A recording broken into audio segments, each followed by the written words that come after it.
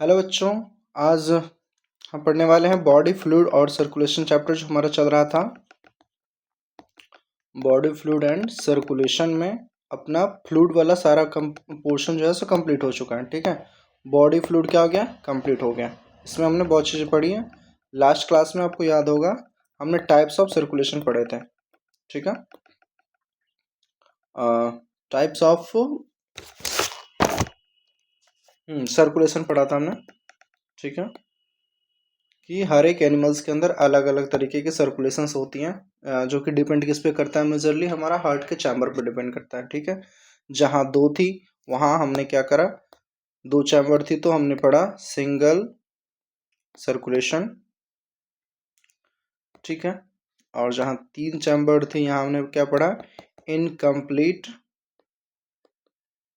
Double circulation. ठीक है, और फिर जहाँ चार था वहाँ हमने क्या पढ़ा, कंप्लीट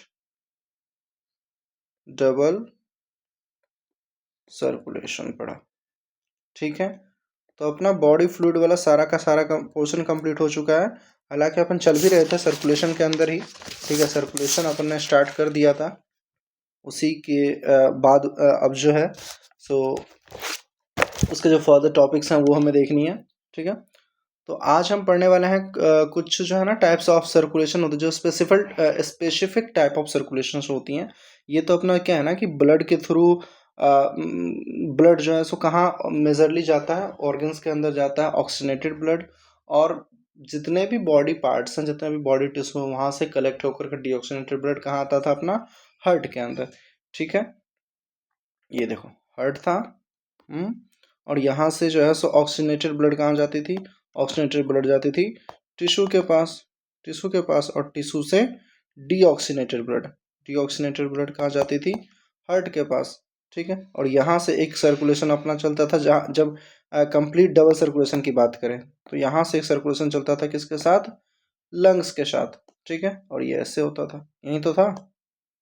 ठीक, तो ये जो है ना वो जनरली हर जगह यही आपका देखा जाता है, हर जगह यही सर्कुलेशन देखा जाता है जनरली पूरे बॉडी के अंदर।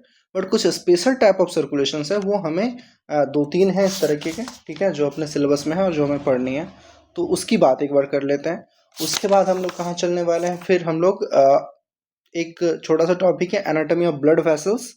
ठीक है, एनाटॉमी ऑफ ब्लड वेसल्स के बाद फिर हम लोग हार्ट पढ़ने वाले हैं, स्ट्रक्चर ऑफ हार्ट पढ़ेंगे। ठीक है, तो आइए आज हम शुरू करते हैं कहाँ से, कुछ स्पेशल टाइप ऑफ सर्कुलेशन से। तो इसको अपन मिटा के हेडिंग लगाते हैं some special type of body, some special type of circulation. Okay, कुछ खास नहीं है, बस कुछ एक्सेप्शनली चीज़ें होती हैं जो कि बहुत ज़रूरी होता है ब्लड के पूरे बॉडी के पॉइंट ऑफ व्यू से। ठीक है, तो उसमें कुछ special type of blood circulation हमें देखनी है। चलिए, ओके जी। तो आप ऐसे हेडिंग लगा लो, some special types of circulation. ठीक है, इसके अंदर पहला हम क्या पढ़ने वाले हैं, कोरोनरी सर्कुलेशन पढ़ने वाले हैं, कोरोनरी सर्कुलेशन।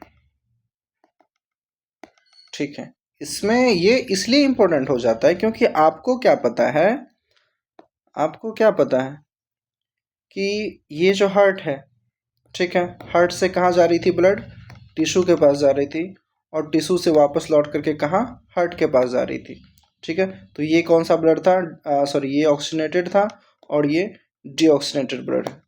ठीक है, तो ये जो बाकी टिश्यू है उसके लिए है ना। अब आप ये बताओ कि एक हार्ट है तो हार्ट के अपने भी तो मसल्स होते हैं, हार्ट हार्ट के भी तो सेल्स होते हैं। ठीक है, तो उस हार्ट के सेल्स को भी तो वो सारी चीज़ें चाहिए जो यहाँ से ऑक्सीजनेटेड ब्लड जो है जो टिश्यू को दे रहा है। तो इस टिश्यू के अंदर सब कुछ तो है, बट क्या हार्ट के खुद के मसल्स हैं क्या, है ना। अब जो आदमी, जो इंसान आपको सब कुछ खाने पीने के लिए दे रहा है, अब उसकी सर्वाइवल की भी तो बात आप ही को करनी पड़ेगी। ठीक है, उसके खुद का भी तो ख्याल रखना पड़ेगा। तो भाई हम सारे टिश्यूज को हम क्या कर रहे हैं, ऑक्सीजनेटेड ब्लड पहुंचा रहे हैं, लेकिन हमारे खुद के टिश्यू को ऑक्सीजनेटेड ब्लड कहाँ मिलेगा? ये जो पंप कर रही है अपनी जो हार्ट है, ये 4 चैम्बर्ड की हार्ट है, उसमें बहुत सारे सेल्स है ना, ठीक है। उसके खुद की जो टिश्यू है, हार्ट के टिश्यूज होती हैं, हार्ट के सेल्स होते हैं, है। हार्ट खुद भी तो एक ऑर्गन है, ऑर्गन कहाँ से बना होता है? टिश्यू से, ठीक है। तो उस हार्ट के खुद के ऑर्गन को, हार्ट के खुद के टिश्यू को, सेल्स को जो ऑक्सीजनेटेड ब्लड चाहिए होता है, उसकी जो पाथवे हैं, ठीक है, उसी को सिंपली हम लोग कोरोनरी सर्कुलेशन पर कहते हैं। और इसमें कुछ नहीं होता, जस्ट आप क्या करो कि इस टिश्यू के जगह पे ना, आप इस टिश्यू की जगह पे, आप इस टिश्यू की जगह पे, इस टिश्यू की जगह पे क्या लगा देनी है? टिश्यू की जगह पे लगा देनी है अपनी क्या? मसल ऑफ हार्ट्स, ठीक है, या फिर हार्ट के टिश्यूज, टिश्यू ऑफ हार्ट्स, ठीक है। आप बाकी बॉडी पार्ट्स को तो दे ही रहे थे ना ऑक्सीजनेटेड ब्लड, ठीक है, बाकी बॉडी पार्ट को तो आप ऑक्सीजनेटेड ब्लड दे ही रहे थे, तो क्यों ना हम हार्ट के टिश्यू को भी ऑक्सीजनेटेड ब्लड दें? तो बस इतनी सी कहानी है। और इसमें एक बार पाथवे देख लेते हैं, और ये फिर से क्या हो जाएगा, और ये भी जो है सो वापस किस में दे देगा? डीऑक्सीजनेटेड ब्लड, डीऑक्सीजनेटेड ब्लड दे देगा इसके राइट ऑडिकल में, राइट एट्रियम में, ठीक है। ये राइट एट्रियम था ना, राइट एट्रियम, और ये लेफ्ट एट्रियम, ठीक है। ये लेफ्ट वेंट्रिकल और ये राइट वेंट्रिकल। तो यहाँ से ऑक्सीजनेटेड ब्लड निकलेगी और किसको पहुँचाएगी? टिश्यू ऑफ हार्ट्स के, हार्ट्स को पहुँचाएगी, ठीक है। मतलब अपने ही टिश्यू के पास जाएगी। तो ये जो टिश्यूज है ना, इसमें सब कुछ आ जाएगा, ठीक है, आपका सब कुछ आ जाएगा, जितने भी टिश्यूज है। तो ये इसलिए स्पेशली पढ़ रहा है। हालांकि देखो, जो हमने ओरिजिनल चीज़ें पढ़ी है ना, उसमें जो टिश्यू आता है ना, उस टिश्यू के अंदर ये भी आ गया, बट वहाँ ध्यान नहीं जाता, तो इसलिए इसको एक अलग से टॉपिक बना के पढ़ लेते हैं। ऐसा कुछ बहुत अलग चीज़ नहीं है, ठीक है। तो बात समझ में आ गई कि इसकी जो सेल्स है, इसके जो मसल्स है, उसको क्या चाहिए? ऑक्सीजनेटेड ब्लड चाहिए। और फिर यहाँ भी क्या होता है अपना, यहाँ भी क्या हो रहा होता है? रेस्पिरेशन हो रहा होता है। आपको पता है यहाँ रेस्पिरेशन हो रहा होता है, जिसमें कि O2 मिलता है और CO2 हम लोग वापस कर देते हैं, ठीक है। CO2 यहाँ से रिलीज कर देते हैं, तो वहीं CO2 ब्लड में घुल करके कौन सी ब्लड बना लेती है? Deoxygenated blood. और ये फिर जहाँ कहाँ चली जाती है? राइट एट्रियम में, फिर राइट वेंट्रिकल में, और राइट वेंट्रिकल से फिर लंग्स में, वहाँ जा करके ये अपना गैस का एक्सचेंज करके फिर से ऑक्सीजनेटेड ब्लड ले आता है, डीऑक्सीजनेटेड को बदल के, ठीक है। तो यही काम चल रहा है। आइए इसको हम पॉइंट वाइज लिख लेते हैं एक बार, ठीक है। कुछ अलग नहीं है इसमें, कुछ भी अलग नहीं है। बस हम जहाँ दूसरे टिश्यूज़ की बात कर रहे थे, तो एक बार के लिए हमने खुद के टिश्यूज़ की भी बात कर ली कि जो हार्ट आपके सभी बॉडी पार्ट्स को ऑक्सीजनेटेड ब्लड दे रही है, क्या उसके भी तो मसल्स है ना, उसका भी तो घर है, उसका भी तो खाना पीना का ख्याल रखना पड़ेगा ना, ठीक है। तो ओके, आप देख लेते हैं इसका पाथवे क्या होता है। जैसे कि हम लोग दूसरे जनरली बात कर रहे थे ना, डबल सर्कुलेशन में या फिर इनकम्प्लीट डबल सर्कुलेशन में। अब डबल सर्कुलेशन में भी दो तरीके के पढ़े थे हमने, पल्मोनरी पढ़े थे और क्या पढ़े थे? सिस्टमिक पढ़े थे, ठीक है। तो इसी तरह हम इसमें भी देख लेते हैं कि यहाँ कहाँ से शुरू हो रहा होता है, कहाँ कहाँ जाएगा। तो जस्ट एक पाथवे बनाते हैं, दैट्स इट, इतना ही हमारा काम है इसमें। ओके, तो शुरू करते हैं अपन कहाँ से? एक सेकंड।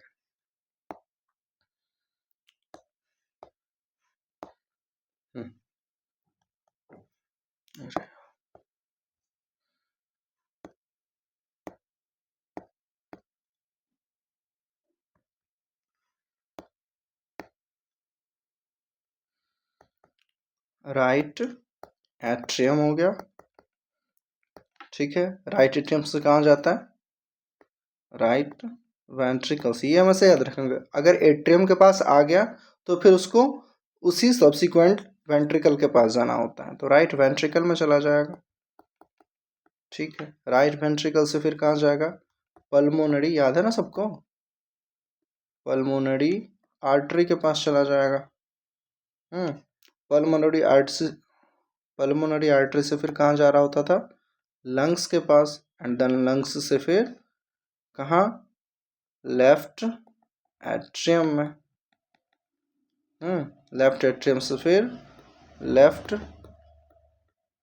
वेंट्रिकल में, लेफ्ट वेंट्रिकल से फिर बॉडी टिश्यूज में जाते थे, इसी के लेफ्ट वेंट्रिकल से पहले तो ऑर्टा कह लो, जो पहला रिसीवर होता है ऑक्सीजनेटेड ब्लड का, वो कौन होता है? जो डायरेक्टली वेंट्रिकल से जुड़े होते हैं, दैट इज ऑर्टा। ठीक है, और उसके केस में कौन होता है? जो लास्ट डोनर होता है ब्लड, डीऑक्सीजनेटेड ब्लड का, जो लास्ट पाइपलाइन होती है जहाँ से ब्लड जो है सो राइट हाँ राइट एट्रियम में गिरती है। कौन सी ब्लड? Deoxygenated blood. वो कौन सा था? वीना केवा था। तो इसी तरीके से हमें वीना केवा और अरोटा जो है so special type of aorta क्या हो जाएगा? स्पेशल टाइप ऑफ आर्टरी हो जाएगा, और वीना क्या हो जाएगा? स्पेशल टाइप ऑफ वेंस हो जाएंगे। ठीक है, तो ये लेफ्ट वेंट्रिकल से कहाँ जाना होता है इसको? ऑर्टा। अब ऑर्टा के बाद ये कहाँ चला जाएगा? जहाँ हम दूसरे टिश्यूज के नाम लिखते थे, जहाँ हम दूसरे बॉडी पार्ट्स के नाम लिखते थे, यहाँ क्या लिखेंगे? मसल ऑफ हार्ट या फिर tissue of hearts. Okay, muscle of hearts या फिर टिश्यू ऑफ हार्ट्स। ठीक है, इतना हो गया। अब यहाँ से इसको कहाँ जाना है? कोरोनरी वेंस होते हैं एक। ठीक है, कोरोनरी वेन में। अब यहाँ तक देखो, ये कौन सा ब्लड था? ये ऑक्सीजनेटेड ब्लड था। यहाँ तक सब कुछ ऑक्सीजनेटेड ब्लड ही तो था ना। ठीक है, अब यहाँ से फिर ये डीऑक्सीजनेटेड ब्लड किसको देता था? अब ये बताओ, डीऑक्सीजनेटेड ब्लड किसको देता था? डीऑक्सीजनेटेड ब्लड देता था वो किसको? वेन को देता था। तो यहाँ से जो डीऑक्सीजनेटेड ब्लड कलेक्ट करेगा वो एक स्पेशल टाइप ऑफ वेन है, that is coronary when. That is coronary when. ठीक है, और फिर कोरोनरी साइनस एक चीज होती है, एक स्पेस टाइप का बना होता है उसी में। ठीक है, so that is coronary sinus, और कोरोनरी साइनस से फिर से राइट एट्रियम में। ठीक है, तो ये चीज क्लियर है, इसमें कहीं कोई अंतर नहीं आया। बस 3 पॉइंट आपको याद रखनी है। ठीक है, 3 पॉइंट कौन सी याद रखनी है? एक मसल ऑफ हार्ट, हार्टा के बाद कहाँ चला गया? मसल ऑफ हार्ट्स में, फिर coronary vein, and then coronary sinus, और बात खत्म हो जाती है अपनी। और वापस से ये कौन सी ब्लड थी? डीऑक्सीजनेटेड ब्लड थी। तो डीऑक्सीजनेटेड ब्लड कहाँ? राइट एट्रियम में, फिर से वापस आ जाएंगी। ठीक, तो यहाँ कुछ भी अलग नहीं है, सिंपल पाथवे है जो हम सिस्टमेटिक और पल्मोनरी मिला के पढ़ रहे थे वो होते थे। ठीक है, at this point of time हमें क्या देखनी है? Coronary circulator. कोरोनरी वर्ड जहाँ भी आ जाए मतलब ये हार्ट से रिलेटेड होती है। ये किससे रिलेटेड होती है? हार्ट से रिलेटेड होती है। ठीक है,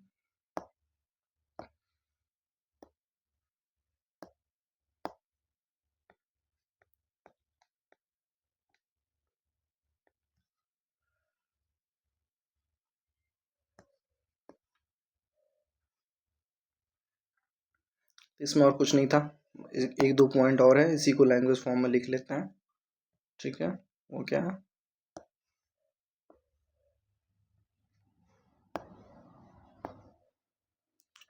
सर्कुलेशन।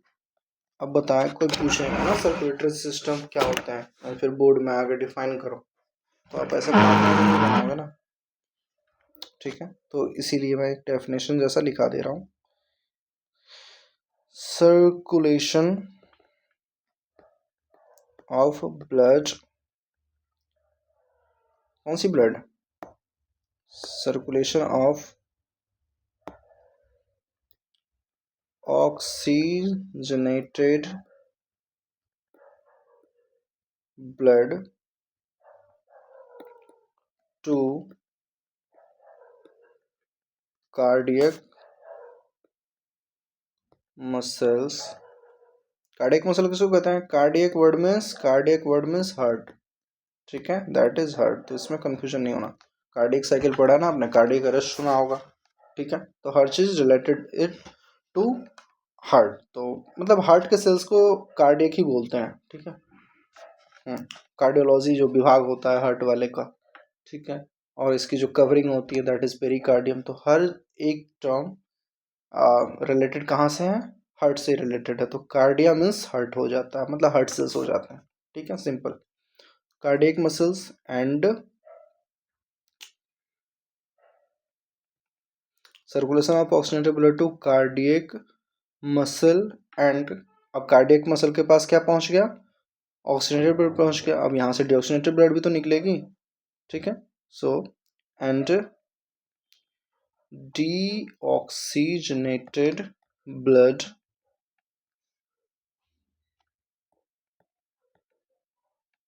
from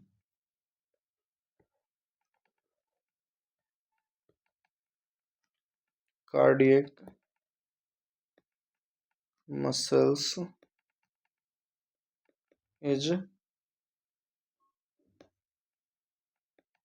coronary circulation, ठीक है। So circulation of oxygenated blood to cardiac muscle and deoxygenated blood from cardiac muscle to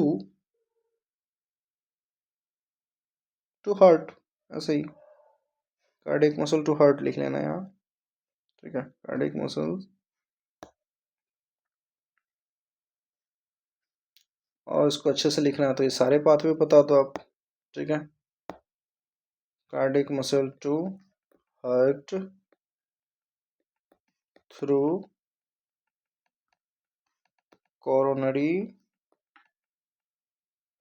when is known as what? Coronary circulation, coronary circulation, ठीक है। ओके चलो, तो बात समझ में आ गई। कोरोनरी सर्कुलेशन क्या थी? कुछ भी अलग था क्या इसमें? नहीं ना। आउटा के बाद हम कहाँ भेज देते भाई? हाँ, इसमें तो इंडिकेट कर लेना यार कौन सी ब्लड कहाँ तक जा रही है, ठीक है। देखो राइट एट्रियम, आप ध्यान करो, यहाँ तो डीऑक्सीजनेटेड ब्लड थी, right ventricle deoxygenated blood, pulmonary artery deoxygenated blood, lungs के पास जाकर के डीऑक्सीजनेटेड क्या बन गया? ऑक्सीजनेटेड। लेफ्ट एट्रियम से लेके लेफ्ट वेंट्रिकल से ऑर्टा, ऑर्टा ऑफ मसल्स, इतने सारे पार्ट्स में तो क्या थे भाई? इतने सारे पार्ट्स में ऑक्सीजनेटेड ब्लड, और बाकी जो भी रेस्ट रह गए, ठीक है। यहाँ देखो, अब चूंकि यहाँ से डीऑक्सीजनेटेड ब्लड शुरू हो गया था, शुरू कहाँ से हुआ था? यहाँ से डीऑक्सीजनेटेड ब्लड का शुरुआत हो गया था, ठीक है। तो ये वाले पार्ट जो भी हैं इसको क्या कह दिया हमने? Deoxygenated blood. इस लाइनिंग से कंफ्यूज मत होना कोई, ठीक है। पहले ये आप पूरी साइकिल बना लेना, फिर इसको इंडिकेट करने के लिए या फिर डॉट डॉट करके ही कर लेना, ठीक है। इतना ऐसे एनसर्कल करने की जरूरत नहीं है, ओके। तो बस ये याद रखोगे आप। चलो अगला type of the special type of जो हम पढ़ रहे थे, स्पेशल टाइप ऑफ सर्कुलेशन पढ़ रहे थे, तो उसमें एक अलग तरीके की सर्कुलेशन आती है। इसमें थोड़ा सा अलग चीज़ है ये कहानी, तो इसमें कुछ नहीं था एक्चुअली, आप देखो तो, ठीक है। सब कुछ ऐसा ही था जो हमने जनरली पढ़ा हुआ है सब सारे सेल्स के लिए। बस यहाँ पे अगर आप वो करते हो, मतलब पूरी बॉडी की बात करते हो, तो क्या यहाँ क्या लिखते हो? बॉडी सेल्स या बॉडी टिश्यूज लिखते हो, राइट? ओके। इस पॉइंट ऑफ टाइम पे हमने क्या लिखा? मसल्स ऑफ हार्ट, क्योंकि मसल के खुद का मतलब हार्ट के खुद के मसल्स को भी, हार्ट के खुद के सेल्स को भी तो वो सारी चीजें करनी है ना जो एक टिश्यू करता है। उसको भी तो न्यूट्रिएंट्स चाहिए, उसको भी ऑक्सीजन चाहिए, उसको भी जिंदा रहना, उस सेल्स को जिंदा रहना, ठीक है। अब एक बात बताओ, जो अपनी हार्ट है वो हर जगह मतलब इतना पंपिंग का काम करता है, ब्लड ले रहा है, ब्लड दे रहा है, ठीक है। तो अगर उसकी टिश्यू ही खराब हो जाएगी, ठीक है, उसकी टिश्यू जिस जिस चीज से वो मिलके बना हुआ है, कोई मशीन है वो काम कर रहा है, उससे हम लोग कितना लाभ ले रहे हैं, अब वो मशीन के पार्ट पुर्जा खराब हो जाएंगे तो उसका भी तो ख्याल रखना पड़ेगा ना। उसको खुद भी तो मरम्मत की जरूरत होती है, उसको खुद भी तो न्यूट्रिशन चाहिए होता है। तो just this is actually that, okay. उसमें कुछ भी नहीं है और एक्स्ट्रा, ठीक। चलो दूसरा क्या है वो देख लेते हैं। Second is what? Second is hepatic portal system, आप सबने सुना होगा ये चीज, ठीक है। दूसरा कौन सा हो गया? Hepatic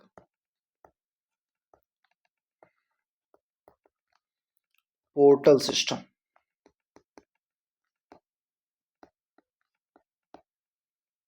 hepatic portal system, okay. इसमें क्या है? इसमें थोड़ा सा इंटरेस्टिंग हो जाता है, देखना। अब पहले मैं थोड़ा समझा देता हूँ, समझाना क्या है, मतलब डायग्राम बनाना ही पड़ेगा, डायग्राम के साथ साथ समझाते चलेंगे, बाद में लिखा देंगे। ठीक है, अब ये देखो इसमें बेसिक चीज़ क्या होती है कि एक आपको ना बाईपास जैसा चीज़ देखने को मिलेगा। ठीक है, बाईपास जैसा चीज़ देखने को मिलेगा, मतलब जो चीज़ें डायरेक्ट जहाँ जानी थी एक और रास्ता बना दिया गया। ठीक है, अगर यहाँ से मान लो सपोज इस चीज़ को, यहाँ कुछ चीज़ थी और इसको यहाँ पहुँचाना था। ठीक है, यहाँ पहुँचाना था, तो ये डायरेक्ट ना जा करके कहीं और जाएगा, फिर वहाँ से ऐसे जाएगा। ठीक है, तो ये एक दूसरा रास्ता बना देता है। ठीक है, तो इसीलिए इसको पोर्टल सिस्टम कहते हैं। तो हेपेटिक पोर्टल सिस्टम, और हेपेटिक, और ये जो नाम है ना, ये दो तीन तरीके के होते हैं। ये रेनल भी हो सकते हैं, रेनल पोर्टल सिस्टम, ये हाइपोफाइजियल भी हो सकते हैं, और ये हेपेटिक भी हो सकते हैं। ठीक, तो तीन तरीके की मेन पोर्टल सिस्टम हमारे अंदर देखी गई है। हमारे अंदर नहीं, दैट इज नॉट नेसेसरी कि ह्यूमन बींग्स में तीनों ही पाए जाएंगे। ह्यूमन बींग्स के अंदर दो पाए जाते हैं, that is hepatic portal system and the another one is a hypophyseal portal system, right? And the third one, that is renal portal system, ये आपका देखने को मिलेगा ना ऑर्थोपोडा के अंदर, जब आप कॉकरोच पढ़ते हो। ठीक है, तो वहाँ उसके अंदर वो चीज़ें हैं। ठीक है, तो इस पॉइंट ऑफ टाइम पे हम हेपेटिक पोर्टल सिस्टम की बात करेंगे, और बाकी अभी पढ़नी नहीं है। ठीक है, जब आप कॉकरोच पढ़ोगे तो वहाँ ऑलरेडी वो चीज़ें पढ़ाई जाती हैं। और हाइपोफाइजल पोर्टल सिस्टम में क्या है कि वो पिट्यूटरी और हाइपोथैलेमस वाली चीज़ है। ठीक है, तो वो भी थोड़ा सा नाम लिख के देख लेंगे, मेन इसको पढ़ना है। ओके, तो इसको हम मिटाते हैं, थोड़ा ढंग से बनाया जाता है। ठीक है, तो पहले तो इसकी डेफिनेशन आप देखो, डेफिनेशन देखो, उसी से क्लियर हो जाएगी। पहले डेफिनेशन इसका लिख लेते हैं। ठीक है, इसकी पहले डेफिनेशन लिख लेते हैं। देखो क्या लिखा, ये कहती है कि circulation of blood from capillary of on one organ to another organ with the help of portal vein is called portal system. लिख लो पहले आप, मैं बताता हूँ। Circulation of blood from capillary of one organ to another organ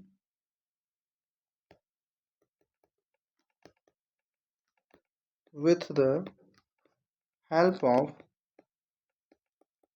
portal vein is called portal system. ये generally portal system की definition है। इसमें हेपेटिक टर्म कहाँ आएगा वो मैं बाद में बताता हूँ। दैट इज पोर्टल सिस्टम, मतलब circulation of blood from capillary of one organ. अब इसको डायग्रामेटिकली समझो। ठीक है, एक्चुअली ये है क्या, एक्चुअली ये क्या है, ये आप इसको डायग्रामेटिकली समझो। देखो, जैसे कि एक ऑर्गन है, ये मैंने बताया अभी, हाँ, और हेपेटिक के ही विषय में बात करते हैं। ठीक है, तो एक ऑर्गन है, मान लो ये क्या, कौन सी ऑर्गन है, ये इंटेस्टाइन है अपना। ठीक है, दैट इज इंटेस्टाइन। और इंटेस्टाइन के पास एक कैपिलरीज थी जो कि ब्लड लेके आया। ठीक है, ये क्या थी अपनी, मान लो इंटेस्टाइन थी। ठीक है, इंटेस्टाइन आपको पता है ना, ये जो ऑक्सीजनेटेड ब्लड आती है कहाँ से आती है, आर्टरी से आई। ठीक है, उसके बाद ये बाइफर्केट होकर के फर्दर डिवीजन करती है, और ये जो आर्टरीज थी वो आर्ट्रियोल्स में, एंड देन फाइनली क्या, कैपिलरीज में बदल जाती है। और जो एक्चुअली ऑर्गन्स के पास पेनिट्रेट करता है ऑर्गन के सेल्स में, वो क्या होते हैं, कैपिलरीज होते हैं। वो क्या होता है, कैपिलरीज होते हैं जस्ट। ठीक है, वो छोटे छोटे ब्रांचेज होते हैं, इसके अंदर वो सारी ब्लड जो है ऑक्सीजनेटेड ब्लड कैरी कर रही होती है। और इसके छोटे होने का ये वजह तो नहीं, ये हर जगह पहुंच सकता है। मान लो ये इंटेस्टाइन के बहुत सारे सेल्स थे, तो ये हर एक जगह पेनिट्रेट कर सकता है। ठीक है, ये इंटेस्टाइन के अंदर घुस गया। ठीक है, अब इंटेस्टाइन के अंदर घुस गया, जनरली मतलब क्या होना चाहिए था, होना क्या चाहिए था, होना ये चाहिए था कि अब ये तो क्या थी, आर्टरी थी। ठीक है, अब इसको यहाँ सारा कुछ हो रहा है। अपने जब लिम्फ पढ़ा था तो आपको याद होगा, ऐसे डायग्रामेटिकली मैंने समझाया था। तो यहाँ आर्टरी से क्या जा रहा था, ऑक्सीजनेटेड ब्लड जा तो रहा था, ये क्या करेगा फिर से यहाँ पे अपनी वो रेस्पिरेशन करके और क्या बना लेती है, कार्बन डाइऑक्साइड बना लेती है। टिश्यू लेवल पे यही काम तो हो रहा होता है ना, ये कार्बन डाइऑक्साइड बना लेती है। तो ये जो कार्बन डाइऑक्साइड ब्लड में घुलेगी तो वो क्या हो जाएगा, डीऑक्सीनेटेड ब्लड हो जाएगी। तो डीऑक्सीनेटेड ब्लड को किसी भी ऑर्गन से कौन कलेक्ट करता है, ठीक है, वो कलेक्ट करने वाला कौन होता है, वेन होता है। तो क्या वेन की जो मेजर वेन्स है वो कलेक्ट करेगी क्या? नहीं ना। तो वेन्स की भी जो फर्दर फर्दर जो इसकी ब्रांचेज निकली होती हैं दैट इज कॉल्ड वेन्यूल्स। अगर आर्टरीज की ब्रांचेज की पार्ट कर देते हैं, अगर ये आर्टरी है तो ये क्या हो जाएगा? आर्टेरियोल्स। ठीक है। और अगर ये वेन्स हैं तो इसकी जो ब्रांचेज निकलेगी, इसकी जो ब्रांचेज निकलेगी, इसकी जो ब्रांचेज निकलेगी वो क्या हो जाएगी? इसको अपन कह देंगे वेन्यूल्स। ठीक है। अब आर्टरियोस हो गया एक तरफ वेन्यूल्स हो गया। यहाँ से क्या आ रही थी? ऑक्सीजनेटेड ब्लड आ रही थी और यहाँ को क्या जाएगी? डीऑक्सीजनेटेड ब्लड जाएगी। ठीक है। तो यहाँ जो एक्सचेंज हो रहा होता है ना, वो इसको एक्चुअली क्या होता था कि एक ऑर्गन के पास या फिर एक सेल्स के पास या एक टिश्यू के पास, जनरली अभी ऑर्गन पॉइंट ऑफ व्यू से हम पढ़ रहे हैं। ठीक है। तो आप समझो कि इंटेस्टाइन के पास ये ब्लड आया, ठीक है, ऑक्सीजनेटेड ब्लड, इसको तो वापस करना था ना डीऑक्सीजनेटेड ब्लड वेन के अंदर। लेकिन ये क्या करेगा इस पॉइंट ऑफ टाइम पे, आपको ये समझनी है इंटेस्टाइन के केस में खास करके, या फिर जो भी 3 तरीके के हम पढ़ने वाले हैं। हेपेटिक मतलब हो जाता है अपना किडनी, दूसरा रीनल पढ़ने वाले, वहाँ रीनल का मतलब हो जाता है, सॉरी हेपेटिक मतलब हो जाता है लीवर, सॉरी सॉरी, हेपेटिक का मतलब लीवर हो जाता है। दूसरा पढ़ने वाले हम लोग रीनल, जो कि कॉकरोच में होता है। तो रीनल में क्या हो जाता है? इस हेपेटिक की जगह पे क्या हो जाएगा आपका? इस हेपेटिक की जगह हो जाता है आपका किडनी। ठीक है। और फिर तीसरा क्या पढ़ने वाले हम लोग? हाइपोफाइसियल। तो इसी तरीके से तो ये जो ऑर्गन है इस पॉइंट ऑफ टाइम पे अभी आप ये समझो कि ये क्या थी? इंटेस्टाइन थी। अब इंटेस्टाइन ये काम डायरेक्ट जो है इसको क्या करना क्या चाहिए था? आप डीऑक्सीजनेटेड ब्लड को वो वेन के अंदर वापस, ठीक है, ड्रॉबैक कर देता। बट ये क्या करता है? ये इंटेस्टाइन जो है, सो इंटेस्टाइन की कैपिलरीज जो है सो डायरेक्ट वेन में नहीं जाती। इंटेस्टाइन से आप सोचो इस बात को, इंटेस्टाइन से जो भी कैपिलरीज, इंटेस्टाइन के अंदर जो भी कैपिलरीज कह लो, ये फर्दर जा करके क्या हो जाता है? जब ये इसमें घुल जाता है या फिर इसके अंदर पेनिट्रेट कर जाता है, दैट इज कैपिलरीज। फिर आपको समझ ही नहीं आएगा कि कौन सा वेन है कौन सा आर्टरी वाला कैपिलरीज है। ठीक है। तो ये एक्चुअली कैपिलरीज है। तो ये कैपिलरीज जो यहाँ आकर के इसको ब्लड दिया, इंटेस्टाइन को ब्लड दिया, अब यहीं यहाँ से जो कैपिलरीज निकलेगी इंटेस्टाइन से, वो कहाँ चली जाएगी? लीवर के पास पहले जाएगी। इसको जाना कहाँ चाहिए था? इसको जाना चाहिए था वेन में, डायरेक्ट वो वेन में अपना पोर कर देता, वापस से वेन कहाँ आती? हार्ट के पास आती उस डीऑक्सीजनेटेड ब्लड को लेकर के। लेकिन इस पॉइंट पे क्या होता है? यहीं एक बाईपास होती है, जाना इसको फाइनली इसी में है, बट एक बाईपास के थ्रू जाता है, दैट इज लीवर। तो इंटेस्टाइन थी ये क्या थी? इंटेस्टाइन थी। अब इसकी जो कैपिलरीज है वो कहाँ चली गई? लीवर के पास चली गई। और देन लीवर में जो है वापस से फिर वहीं सारा काम हो रहा होता है, ऑक्सीजनेटेड को डीऑक्सीजनेटेड में बदलना। ठीक है।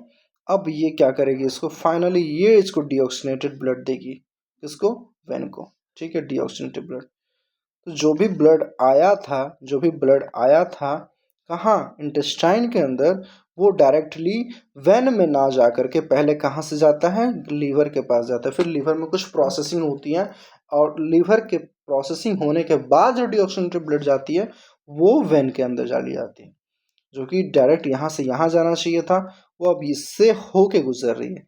तो इसीलिए इसको हम क्या कह देंगे? Portal system. ऐसा बाकी किसी ऑर्गन्स में नहीं होता है जनरली। बस 3 चीज़ें हमें पढ़नी है पोर्टल के बारे में जहाँ ऐसा होता है।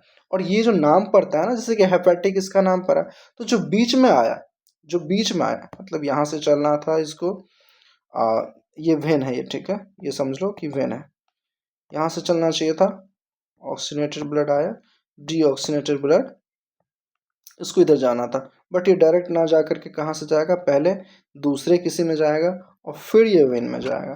तो ये जो बीच वाला होता है ना, ठीक है, बीच वाला जो एक बाईपास का काम करता है, तो जो पोर्टल सिस्टम है उसके नाम उसी हिसाब से पड़ते हैं। तो आप इसमें देखो ये क्या थी? इंटेस्टाइन थी। और ये क्या थी? लीवर थी। इंटेस्टाइन में पहले आया और इंटेस्टाइन से लीवर में आया, फिर लीवर से वेन में गया। तो जो सिस्टम का नाम पड़ता है वो बीच वाले की वजह से पड़ता है। ठीक है। इसी तरह जब आप रीनल पोर्टल सिस्टम देखोगे, ठीक है, तो वहाँ एक और ऑर्गन इन्वॉल्व होती हैं, फिर यहाँ से किडनी और फिर किडनी से वेन। ठीक है, तो ऐसे करके होता है। और एक्चुअली जो रीनल पोर्टल सिस्टम होता है ना, इसमें पहला जो ऑर्गन है वो क्या होता है? लोअर लिम्स होते हैं। लोअर लिम्स होते हैं, जहाँ जैसे कि इस पॉइंट पे कौन थे, इंटेस्टाइन थे, तो वहाँ लोअर लिम्स होते हैं। तो लोअर लिम्स से डायरेक्ट जो वेन में जाना चाहिए था वापस डिऑक्सीजनेटेड ब्लड, वो पहले किडनी में जाएगा, फिर किडनी से वेन में जाएगा। और सबकी अपनी अपनी वजह होती है, ठीक है। कुछ स्पेशल टाइप ऑफ जो सर्कुलेशन हम पढ़ रहे हैं तो उसकी एक पर्टिकुलर वजह होती है। तो अभी हेपेटिक पोर्टल सिस्टम हम लोग एक्चुअली यही था जो था। इसमें अगर कुछ कुछ पॉइंट्स और हैं वो मैं दिखा देता हूँ, ठीक है।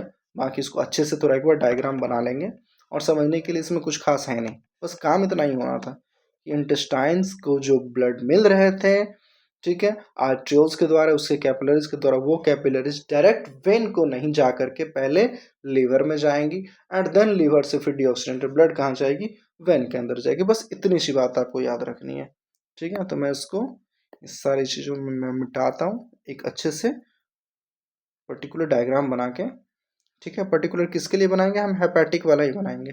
और ये जो डेफिनेशन लिखी हुई है ये जनरल डेफिनेशन है, ठीक है। अगर इसको आप हेपेटिक पॉइंट ऑफ व्यू से देखना चाहोगे तो आप इसको लिखोगे क्या, circulation of blood from capillaries of one organ की जगह क्या लिख दोगे, इंटेस्टाइन, ठीक है, इंटेस्टाइन। अब बात तो समझ आ गई ना। मैं इसको हेपेटिक पॉइंट ऑफ व्यू से ही दिखाता हूँ लिख के, ठीक है। चलो अनोदर को हटा लो, पोर्टल वेन, ठीक है। यहाँ भी एक नाम ऐड कर देंगे, ठीक है, इस कॉल्ड कौन सी पोर्टल सिस्टम, ये हो जाएगा। तो अब देखो इसको मैं हेपेटिक के हिसाब से इस डेफिनेशन को मैं बना रहा हूँ दोबारा से, देखते चलो आप, ठीक है।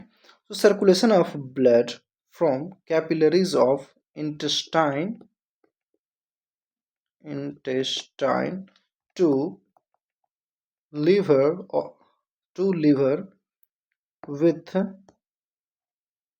the help of hepatic portal vein.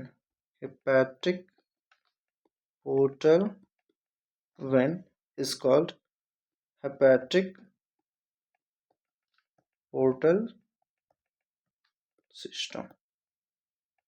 ये आपकी डेफिनेशन हो गई। इसमें ध्यान रखनी है, पहले कहाँ लीवर, सॉरी पहले कहाँ इंटेस्टाइन, इंटेस्टाइन से लीवर, किसके थ्रू, हेपेटिक पोर्टल वेन के थ्रू। और इसको थोड़ा डायग्राम से देख लेते हैं तो ये और बहुत अच्छे से क्लियर हो जाएगी। चलो बनाते हैं। अब समझाने का कुछ रह नहीं गया, बस डायग्राम बनाओ और आगे बढ़ो।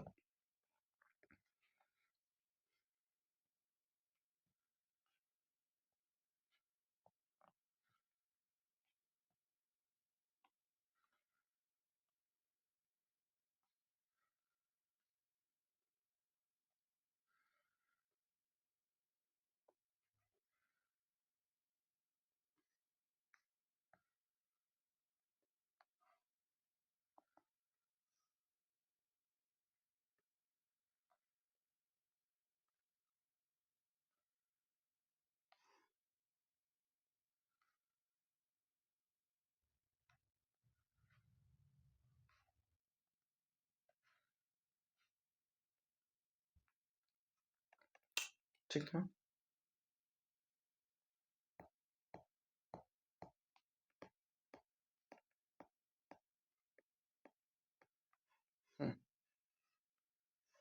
So this is intestine, intestine के पास ब्लड आ गए, फिर यहाँ से कौन ले गया, लीवर, और लीवर से vena cava, this one is vena cava.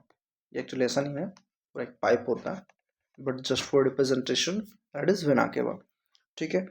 अब आप ये देखो कि ये वाली जो मैं इसको हाँ, ये वाली जो कैपिलरीज है ना, ये वाली जो वेन है, ठीक है, जहाँ से लीवर जो है सो फाइनल, लीवर से जो फाइनली डिऑक्सीजनेटेड ब्लड कलेक्ट होती हैं, तो वहाँ जो वेन आती है उसको क्या कह देंगे हम, स्पेशल टाइप ऑफ वेन बोलते हैं, that is hepatic, hepatic vein, that is hepatic vein, ठीक है। तो यहाँ से इंटेस्टाइन के पास ब्लड आ गया, और हाँ अब ये देखो इंटेस्टाइन के पास जो इंटेस्टाइन के पास जो ब्लड आई वो कौन सी ब्लड थी, इंटेस्टाइन के पास जो ब्लड आई वो ऑक्सीनेटेड ब्लड रही होगी ऑफ कोर्स। एंड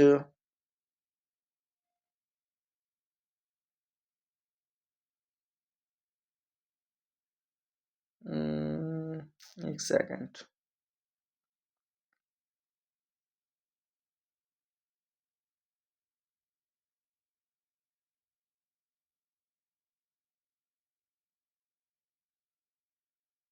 हाँ ठीक है, और कुछ नहीं है, ये जस्ट कैपिलरीज है। ठीक है, ये क्या है, कैपिलरीज है। यहाँ से भी जो आती थी वो क्या कैसे आती थी, कैपिलरीज के थ्रू आती थी। ठीक है, तो इसमें ये भी पॉइंट एक इम्पोर्टेंट है, circulation of blood from capillaries, that is from capillaries of intestine to liver with the help of hepatic portal vein. ठीक है, और जब लीवर के पास,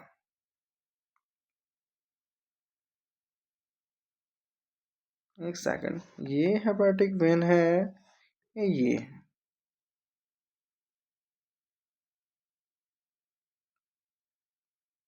hepatic vein, circulation of blood from capillary of one organ to another organ with the help of portal vein। एक second बच्चों, just wait for a while, मैं एक बार check कर लेता हूँ। ठीक है,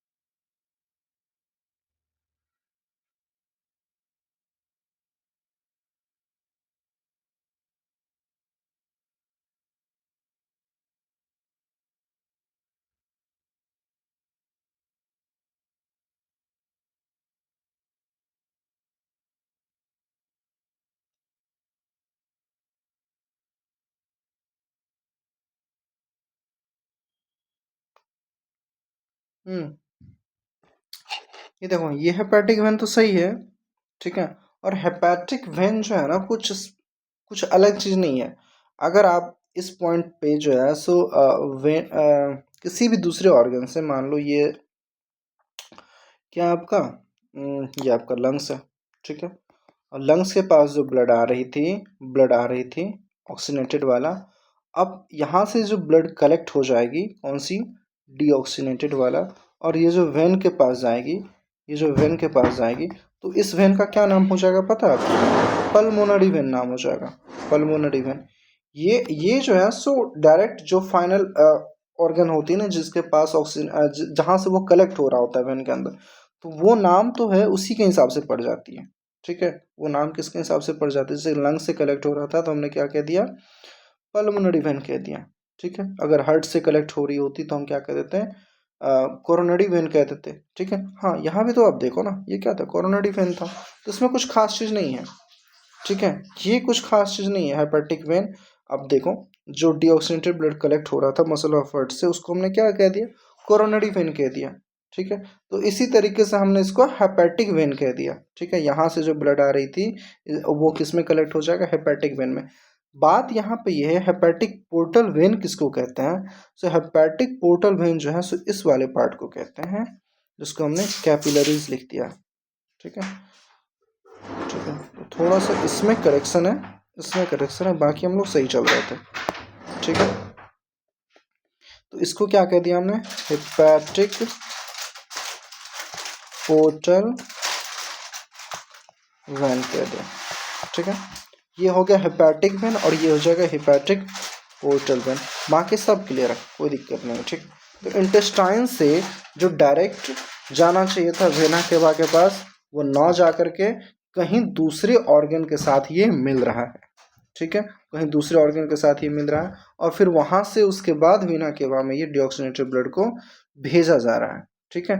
तो इसलिए इसको पोर्टल सिस्टम कह दिया। और चूंकि इसमें लीवर मिडिल मैन कौन था, इसमें लीवर था, सो उसी के नाम पे जो है सो अपना पोर्टल सिस्टम का नाम होता है, ठीक है। अगर यहाँ लीवर थी तो लीवर के लिए आपको पता है टर्म्स कौन सा यूज होता है, हिपैटो, ठीक है। हिपैटोलॉजी, ये जो लीवर के जो डॉक्टर होते हैं उसको हेपेटोलॉजी बोलते हैं, that study is called hepatology actually, ठीक है। हाँ, जैसे हार्ट के डॉक्टर को कार्डियोलॉजी बोलते हैं, तो यही चीज़ है, ठीक है। तो नाम किसके हिसाब से पड़ेगा, मिडिल मैन के हिसाब से पड़ेगा। तो यहाँ मिडिल मैन का काम कौन कर रहा था, लीवर कर रहा था। एक इसमें ये जो पाए जाते हैं, ठीक है, इसके लिए एक पॉइंट आपको लिखनी है कि ये fish to mammals, fish to mammals ये सब में पाए जाएंगे, कौन से, हेपेटिक पोर्टल सिस्टम, ठीक है। फिश टू मैमल्स सभी में पाए जाएंगे, ठीक है। और इसके अंदर जब फिश टू मैमल्स हमने लिख दिया तो पूरे वर्टेब्रेट्स आ गए, कौन से आ गए, complete all vertebrates, it includes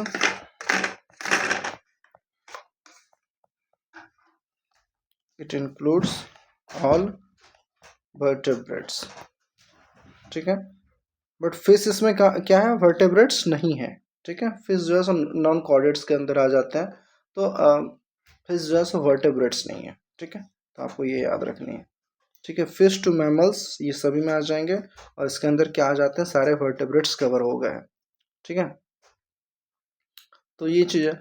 अब हाँ, एक इसकी वजह की बात कर रहे थे, हालांकि कहीं ये एनसीईआरटी में अपने ज़रूरत की चीज़ नहीं है, बट आप ये समझ लो कि इंटेस्टाइन, आप थोड़ा सा रफली समझ लो, उसको लिखने की भी ज़रूरत नहीं है, ठीक है। और इसको मिटा लेते हैं, ठीक है।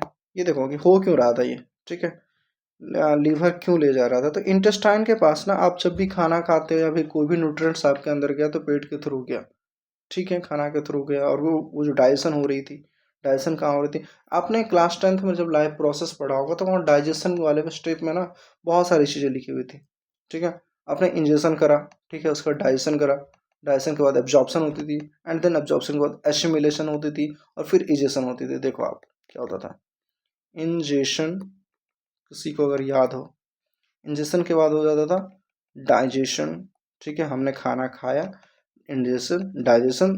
और डाइजेशन कहाँ से कहाँ होती थी, आप ये याद रखना, डाइजेशन होती थी अपनी माउथ टू, हमारा जो डाइजेशन है ना मौत से शुरू हो जाती है, जो हमारा सैलिवरी ग्लैंड है उसके अंदर आपने पढ़ा होगा ग्लूकोज का भी, ग्लूकोज की जो है डाइजेशन वहीं से स्टार्ट हो जाती है, ठीक है। पैनक्रेटिक एमाइलेज, क्या कहते हैं मैं, सॉरी सेलेब्री एमाइलेज ठीक है, सेलेब्री एमाइलेज, वहाँ जो है सो स्टार्च की वो होती है, डाइजेशन होती है। तो माउथ से लेकर के कहाँ तक, ये इंटेस्टाइन तक, कौन से, स्मॉल इंटेस्टाइन, स्मॉल इंटेस्टाइन तक क्या हो रहा था, डाइजेशन हो रहा होता है, ठीक है। और डाइजेशन के बाद क्या होता था, एब्जॉर्प्शन होता था।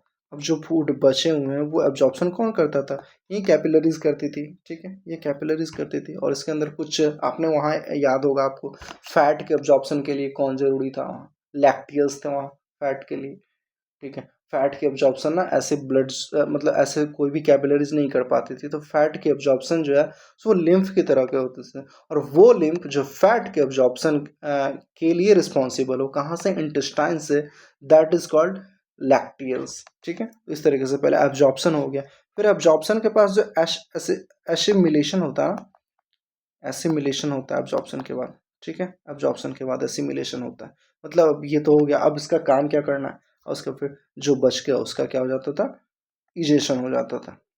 ठीक है, दैट इज एक्सक्रीशन। ठीक है, तो ये जो एसिमिलेशन वाला पार्ट है ना, ये आप देखो इसमें क्या हो रहा था, जैसे कि ग्लूकोज को हमने क्या करा, एब्जॉर्ब करा। ठीक है, ग्लूकोज को हमने एब्जॉर्ब करा, डाइजेशन ग्लूकोज का हो गया, फिर उसका एब्जॉर्प्शन भी हो गया। अब ग्लूकोज की जो स्टोरेज होती है ना, ठीक है, वो ग्लाइकोजन के फॉर्म में होती है, तो ग्लूकोज जो है सो कन्वर्ट हो जाती है ग्लूकोज टू ग्लाइकोजन में, ग्लाइकोजन में कन्वर्ट हो जाती है। तो इस चीज के लिए कौन जिम्मेदार होता है, ये काम कराने के लिए जिम्मेदार होता है अपना लीवर।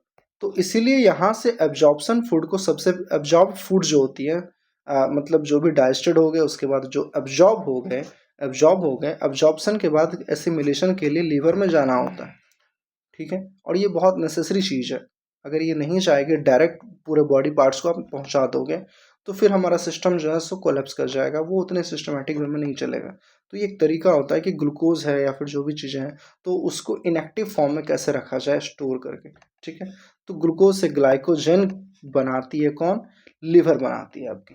ठीक है, तो एसिमिलेशन के लिए उसने क्या करा, पहले ही इंटेस्टाइन से सारा खाना जो है सो अभी अभी जो इसके पास आया है ना डाइजेशन हो करके, तो उसमें तो बहुत माल मसाला पड़ा हुआ है ना, सारे न्यूट्रिएंट्स पड़े हुए हैं उसमें। हाँ, उसके अंदर ऑक्सीजन है, सारे न्यूट्रिएंट्स पड़े हुए हैं, जितने भी चीज़ें होती हैं खाना के थ्रू, आप क्या क्या नहीं लिखाते हो, विटामिन है, कार्बोहाइड्रेट है, प्रोटीन्स है। ठीक है, तो सब कुछ कहाँ पड़ा हुआ है अभी, इसी अभी जस्ट जस्ट तो ये डाइजेशन हुआ। तो अगर यहाँ से हम ले लें, ठीक है, तो बहुत अच्छा सामान मिलेगा। ठीक है, तो इसलिए लीवर जो है सो यहाँ एसिमिलेशन परफॉर्म करता है। तो यहाँ डाइजेस्ट इंटेस्टाइन से डायरेक्ट लीवर में जाना जरूरी होता है। इसको आप साइड में कहीं लिख लेना। ठीक है, इसको, ये कोई ज़रूरी चीज़ नहीं है इस पॉइंट ऑफ टाइम पे। ऑफ कोर्स बहुत ज़रूरी चीज़ है बॉडी के हिसाब से, बट आपके सिलेबस के हिसाब से इतना कुछ नहीं पूछने जा रहा कोई। ठीक है, जस्ट ये पूछेगा कि इसमें कौन कौन से दो ऑर्गन इन्वॉल्व होते हैं। ठीक है, सवाल आपका क्या नाम है ये बता रहा हूँ, कौन कौन से दो ऑर्गन्स इन्वॉल्व होते हैं, that is intestine and liver. ठीक है, और इन दोनों को जोड़ता कौन है, इंटेस्टाइन को और लीवर को। इसको ना थोड़ा आप अलग पेन से लिख लो, ये जरूरी चीज़ है। हेपेटिक वेन तो कुछ नहीं था, ये जरूरी थी। क्या है,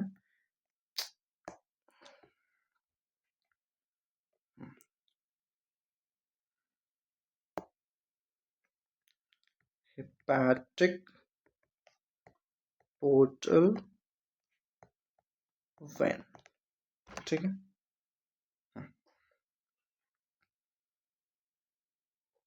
हम्म, ठीक है, तो ये जरूरी चीज था। तो आपसे क्या पूछ लेगा, कौन कौन से दो ऑर्गन्स इन्वॉल्व होते हैं, दैट इज इंटेस्टाइन और लिवर के बीच, और किसके थ्रू, हेपेटिक पोर्टल वेन के थ्रू। ठीक है, बस इतना सही सवाल पूछेगा आपसे, ये सब भी कुछ भी जरूरी चीज़ नहीं है इसमें। ठीक है, बस आपको समझाने के लिए इतना बताया गया कि यहाँ पर क्या हो रहा होता है, लीवर के पास एसिमिलेशन हो रहा होता है। तो इसको आप साइड में कहीं चाहे तो लिख लेना या फिर नहीं भी लिखना, कोई दिक्कत नहीं। चलो ठीक है, तो ये हो गया आपका दो तरीके के स्पेशल टाइप ऑफ सर्कुलेशन। ठीक है, इसमें हमने पढ़ा कोरोनरी सर्कुलेशन जो हार्ट से रिलेटेड था, हार्ट की टिश्यू से रिलेटेड था। एंड देन हमने पढ़ा हेपेटिक पोर्टल सिस्टम, जिसमें कि बीच में कौन आ जाता था, अपना लीवर। और नाम एकदम याद रखना, ये हेपेटिक आपको पूछोगे सर इंटेस्टाइनल पोर्टल सिस्टम क्यों नहीं लिखा, मैंने कह रहा हूँ ना मैं, कि जो बीच में आता है, ये चूंकि बाईपास वाली सिस्टम हो गई ना, तो जो बीच में आएगा उसी के हिसाब से नाम पड़ेगा। ठीक है, और एक दो और आप बस नाम लिख लो। ठीक है, इस पॉइंट ऑफ टाइम पे इतना ज़रूरी नहीं है, हालांकि मैंने थोड़ा बहुत तो बता ही दिया। तीसरा जो इसमें आ जाता है वो क्या आ जाता है, तीसरा इसमें हाइपोफाइजियल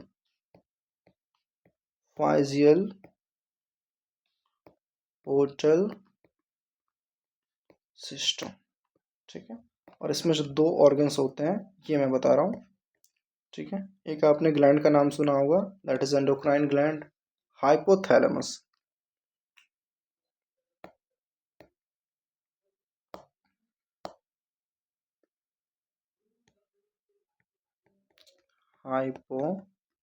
हाइपोथैलेमस एक ऑर्गन है, हाइपोथैलेमस से जो है सो कहाँ जाती है, पिट्यूटरी के पास। पिट्यूटरी,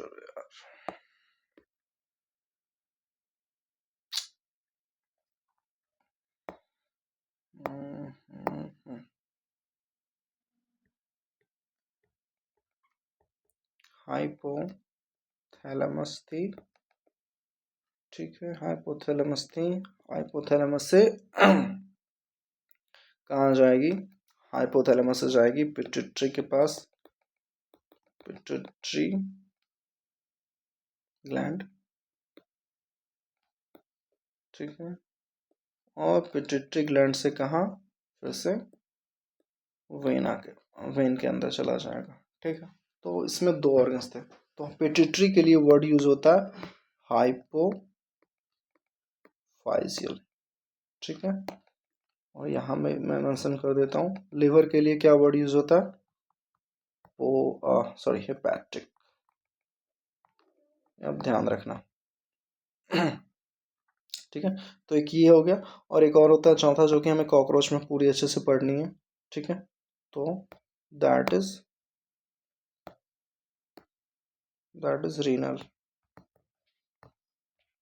रीनल पोर्टल सिस्टम, ठीक है। और इसकी अगर ऑर्गन्स की बात आप करो, किन दो के बीच में होती है, तो कॉकरोच के अंदर होती है, तो मैंने बता ही दिया। इसमें जो है ना लोअर लिम्स होते हैं कुछ, ठीक है, लोअर लिम्स, जो अपने अंदर पैर होते हैं ना, उसको लोअर लिम्स कहते हैं। लोअर लिम्स से कहाँ चला जाएगा, किडनी के अंदर, किडनी के अंदर, देन यहाँ से फिर क्या, वेंस के अंदर। अब बताओ, एक चीज बताओ, ये जो कॉमन चीज था, हाँ, इसके ये इस वाले पार्ट को क्या बोलोगे आप, hypophyseal portal vein, hypophyseal portal vein बोलोगे, ठीक है। इस वाले पार्ट को क्या बोलोगे आप, इस वाले पार्ट को क्या बोलोगे, रीनल पोर्टल वेन। सब में देख रहे हो, ये प्रोसेस जो है ऑलमोस्ट सेम ही है, ठीक है, कुछ भी खास अंतर है नहीं। जस्ट आपको बस समझना है कि इन दोनों के बीच में जो है सो कहने का मतलब, जो इंटेस्टाइन को डायरेक्ट वेना केवा में जाना चाहिए था, ठीक है, वो वेना केवा में नहीं जा करके कहाँ जाता है, पहले दूसरे किसी ऑर्गन के पास जाता है, ठीक है। तो यही चीज था इसके, जब हमने डेफिनेशन लिखी थी पोर्टल के, बस पोर्टल के डेफिनेशन लिखी, तो आपको याद हो, circulation of blood from capillaries from one organ to another organ with the help of portal vein is called hepatic portal system, ठीक है। तो ये हो गया आपका चार तरीके की, कौन से थे, स्पेशल टाइप ऑफ सर्कुलेशन थे, ठीक है। तो सर्कुलेशन वाली सारी चीज़ें अपनी ख़त्म हो जाती है, कि पाथ सर्कुलेशन में बेसिकली हम क्या डिसाइड कर रहे थे, पाथ भी डिसाइड कर रहे थे ना, किधर से क्या आएगा, कैसे ब्लड का फ्लो हो रहा है। एक्चुअली हम लोग अभी किसके अराउंड सारी चीज़ें पढ़ रहे थे, ब्लड के फ्लो होने के अराउंड। अब देखो, ये 3 टॉपिक हमने पढ़े, उस समय हो गया 52 मिनट, टू स्लो, ठीक है। तो अभी जो हमारा नेक्स्ट टॉपिक है वो सर्कुलेशन से हटके है। अब हम जो सर्कुलेशन में इन्वॉल्व कौन कौन हो रहे थे, आपने देखा ना, आर्टरीज है, ठीक है, आर्टरीज हैं, वेंस हैं, कैपिलरीज हैं, ठीक है। तो अब हम थोड़ी सी इनकी एनाटॉमी पे बात करते हैं, इनकी एनाटॉमी पे बात करते हैं कि भैया ये दिखते कैसे हैं, ठीक है, इनके अंदर कौन कौन से टिश्यू से मिलकर के ये बने हुए हैं। ओके जी, चलो, ठीक है, anatomy of blood vessels.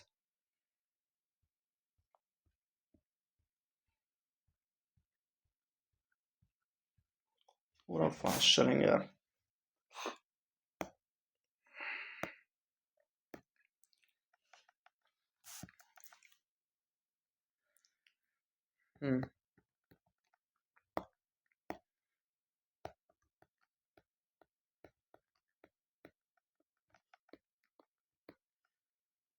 Anatomy of blood vessels, NCERT में इसकी डायग्राम बनी है भाई, तो वो डायग्राम आप अच्छे से देख लेना, ठीक है। हालांकि मैं देखता हूँ इसके बाद जो है सो एक एनसीईआरटी की, क्योंकि बहुत सारे टॉपिक्स जो है हमारे कलेक्ट हो गए हैं, जिसकी एनसीईआरटी की रीडिंग लगानी है। तो अगली लेक्चर में क्या होगी, एनसीईआरटी की एक बार रीडिंग लगा लेंगे, एनाटॉमी ऑफ ब्लड वेसल्स पे आज खत्म करते हैं, बाकी एनसीईआरटी की रीडिंग, देन हार्ट पे हम लोग चलेंगे, ठीक है। फिर हार्ट पे चलेंगे, हार्ट की स्ट्रक्चर पढ़ेंगे, फिर उसके अंदर जो आपको पता है ना, 1 मिनट में कितना हार्ट बीट होता है अपना, ठीक है। सो 72 जो हार्ट बीट होती है 1 मिनट के अंदर, तो उसकी सारी प्रोसेस हम लोग देखने वाले हैं कि कैसे कैसे क्या हो रहा होता है। ये जो 4 चैम्बर है उसमें एक्चुअली क्या क्या हो रहा होता है, ठीक है। उसकी फंक्शनिंग कैसे हो रही थी, कहाँ से ब्लड आया, कितना सेकंड किसमें लगे, ठीक है। फिर ब्लड जाएगा कहाँ से, फिर उसके अंदर कुछ कुछ वॉल्व्स होते हैं, ठीक है। तो ये सब चीज़ें देखनी है, उससे रिलेटेड जो भी चीज़ें होंगी सब हम लोग देख लेंगे। तो इसी टॉपिक को हम क्या कहते थे, इस टॉपिक को कहते हैं कार्डियक साइकिल, जिसमें जो 72 मिनट के अंदर, सॉरी 72 टाइम्स जो है 1 मिनट के अंदर हार्ट बीट करता है। तो उसको जो आप देखोगे ना, एक सेकंड में, सॉरी एक हार्ट बीट में जो कितना टाइम लगता है, एक हार्ट बीट में कितना टाइम लग जाता है, तो आप देखो कि 60 सेकंड होगा ना 1 मिनट, तो 60/72 करोगे तो 0.8 सेकंड आएगा। तो 0.8 सेकंड में अपना एक बार हार्ट बीट होता है। एक हार्ट बीट होने में कितना टाइम लगता है, 0.8 सेकंड लगता है, ठीक है। तो उस 0.8 सेकंड को हम लोग बहुत अच्छे से पढ़ने वाले, एक एक चीज़ पढ़ने वाले हैं उसके अंदर, ठीक है। तो ये हो जाएगा अपना कार्डियक साइकिल। एंड देन फिर एक छोटी सी टॉपिक है ईसीजी, ठीक है। ईसीजी टॉपिक है, और एक है रेगुलेशन ऑफ हार्ट बीट, ठीक है। और उसके बाद कुछ डिजीज़ हैं, ठीक है। तो ये लगभग सब कुछ रिलेटेड है, बस हार्ट से ही रिलेटेड है, ठीक है। तो हार्ट वाला पोर्शन हम लोग अगले लेक्चर में देखेंगे। अभी हम क्या है, एनाटॉमी ऑफ ब्लड वेसल्स पढ़ने वाले हैं, ठीक है। तो आइए इस पे देखते हैं। पहले तो आपको पता है कि ब्लड वेसल्स कौन कौन से हैं। 3 टाइप के ब्लड वेसल्स हैं, इसको लिख लेते हैं। 3 टाइप के कौन कौन से ब्लड वेसल्स हैं आप बताओ, ठीक है। पहला आर्टरी, दूसरा वैन, एंड तीसरा कैपिलरीज, ठीक है।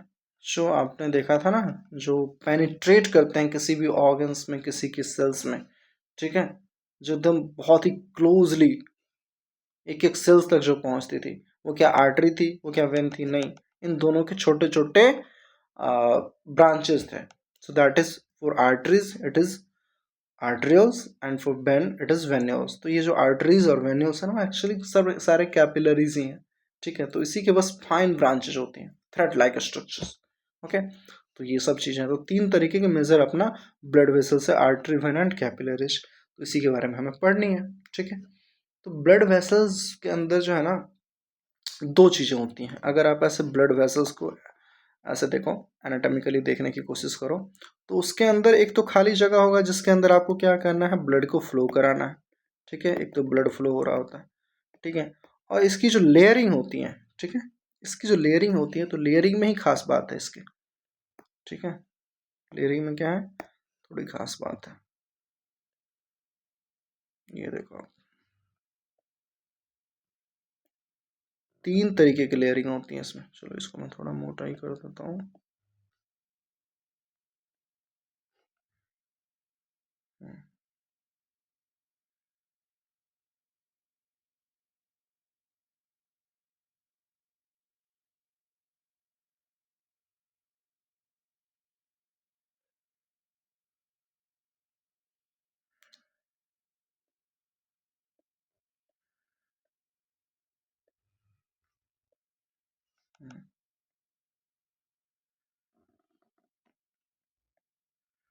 जस्ट अभी दिखाने के लिए है, ठीक है।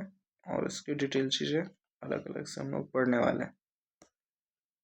एक ये ले लिया, एक मान लो हमने क्या ले लिया, ये वाला ले लिया, ठीक है। ये सारे क्या है, 3 लेयर्स होते हैं।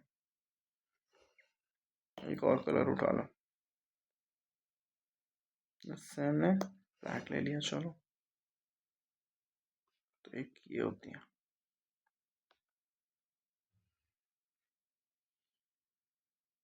ठीक है। अब देखो, ये जो पार्ट थी यहाँ से यहाँ तक और यहाँ से यहाँ तक, हमने इसको क्या कह दिया, ये सिलेंड्रिकल है ना भाई, इतना तो क्लियर है ना सबको। ये कैसी है, सिलेंड्रिकल है, मतलब ऐसी, कैसे समझाऊँ मैं, ऐसे ऐसे, ठीक है, ऐसे सिलेंड्रिकल, ठीक है। तो इतना जो है, ये वाला पार्ट जो है, ये वाला पार्ट, इसको हमने क्या कह दिया, इसको हमने कह दिया वॉल। वॉल, इसमें 3 लेयर होते हैं, 3 3 लेयर होते हैं, ठीक है। और ये क्या हो जाता है आपका, ये हो जाता है lumen, that the empty space from which the blood is following is lumen. और ल्यूमेन, ल्यूमेन वर्ड आपने पहले भी सुना होगा, ल्यूमेन या फिर कैविटी। और कैविटी एक अलग कॉन्सेप्ट है, ठीक है, ल्यूमेन से थोड़ा सा अलग है, ठीक है। तो ये सब चीज़ें किसके लिए होती है, खाली स्पेस के लिए होती है जहाँ से कुछ भी फ्लो कर रहा होता है, तो दैट इज ल्यूमेन। तो आइए हम 3 जो लेयर है ना वो वॉल के, उस पर थोड़ा सा डिस्कशन करते हैं। तो इसको आप लिख लो ऐसे कि blood vessels contains lumen and wall, ठीक है। तो यहाँ पे पॉइंट बना के लिख लो, ब्लड वेसल्स, ये जनरली तीनों के लिए, ठीक है। Blood vessels contain lumen, lumen that is space and wall, ठीक है। इसमें कितने वॉल में, 3 लेयर, ठीक है।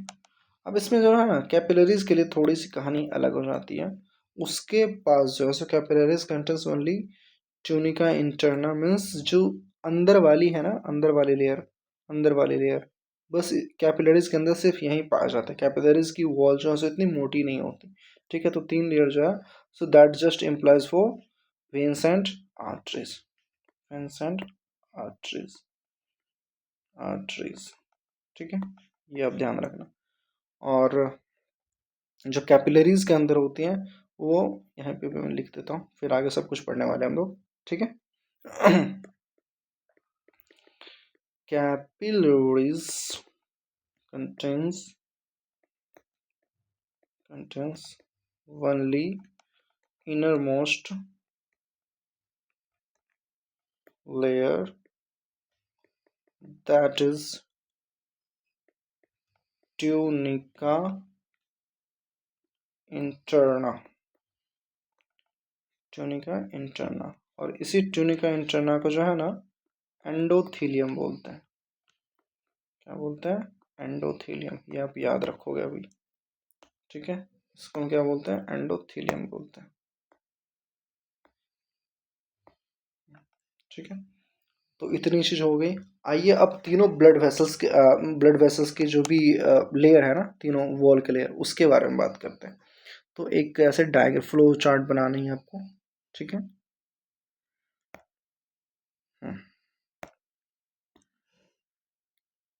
क्या लिखना है आपको, wall of blood vessels, wall of blood vessels, ठीक है। चलो इसमें 3 कॉलम बनाएंगे।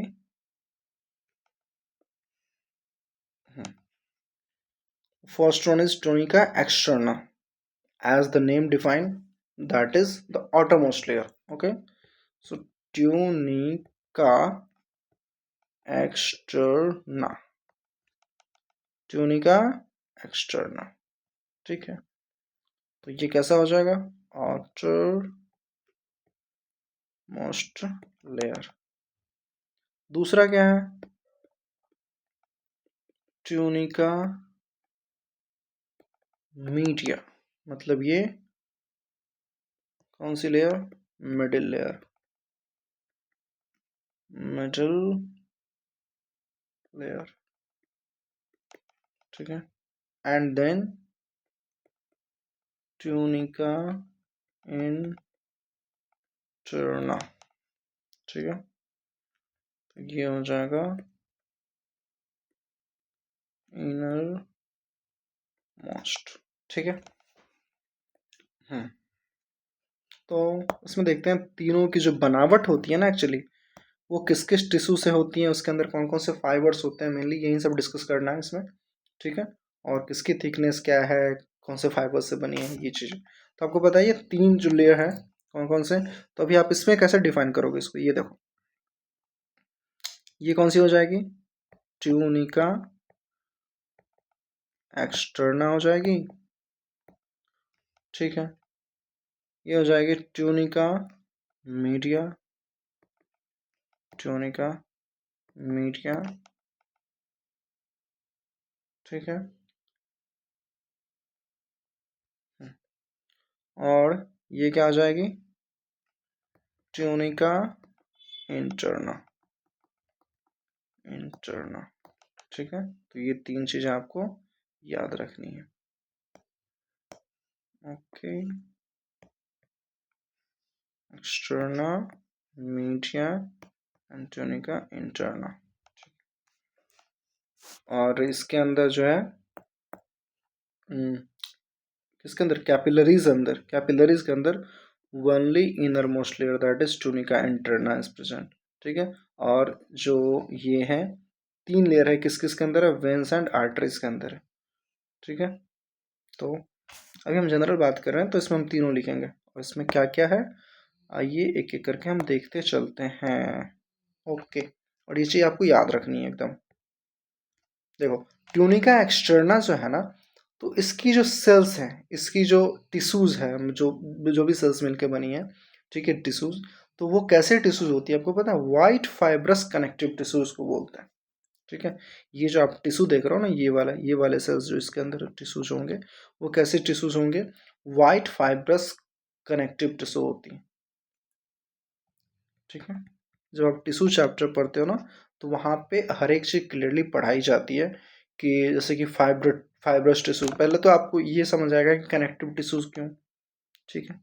और कनेक्टिव टिश्यूज के अंदर फिर और भी चीज़ें आएंगी, जो फाइब्रस टिश्यू पढ़ते हो तो वो कहीं कहीं कनेक्टिव के साथ जुड़ जाता है, ठीक है। कनेक्टिव तो पहले तो ये हो गया ना कि आप ये समझो, जो भी कनेक्टिव के अंदर तीन चीज़ मेजरली आती हैं, ठीक है।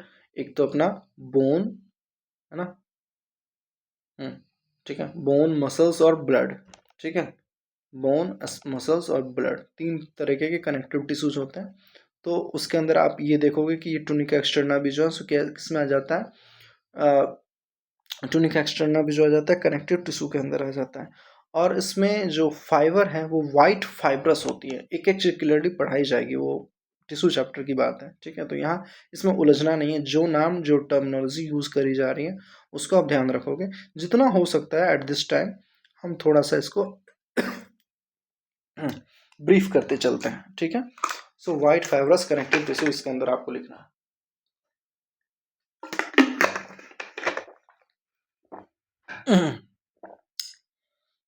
वाइट फाइब्रस कनेक्टिव टिश्यू, ठीक है। और इसके अंदर जो फाइबर होती है वाइट फाइब्रस, अब वाइट फाइब्रस में भी अलग अलग टाइप्स हैं, तो वो एक्चुअली क्या है, इसमें कोलेजन फाइबर है, ठीक है। कोलेजन फाइबर है, कोलेजन एक प्रोटीन्स होते हैं, ठीक है। That is the most abundant proteins of the universe या फिर वर्ल्ड कह लो, ठीक है। तो ये भी याद रखनी है आपको। ट्यूनिका मीडिया, ट्यूनिका मीडिया, इसके जो लेयर होते हैं वो किससे बने होते हैं, स्मूथ मसल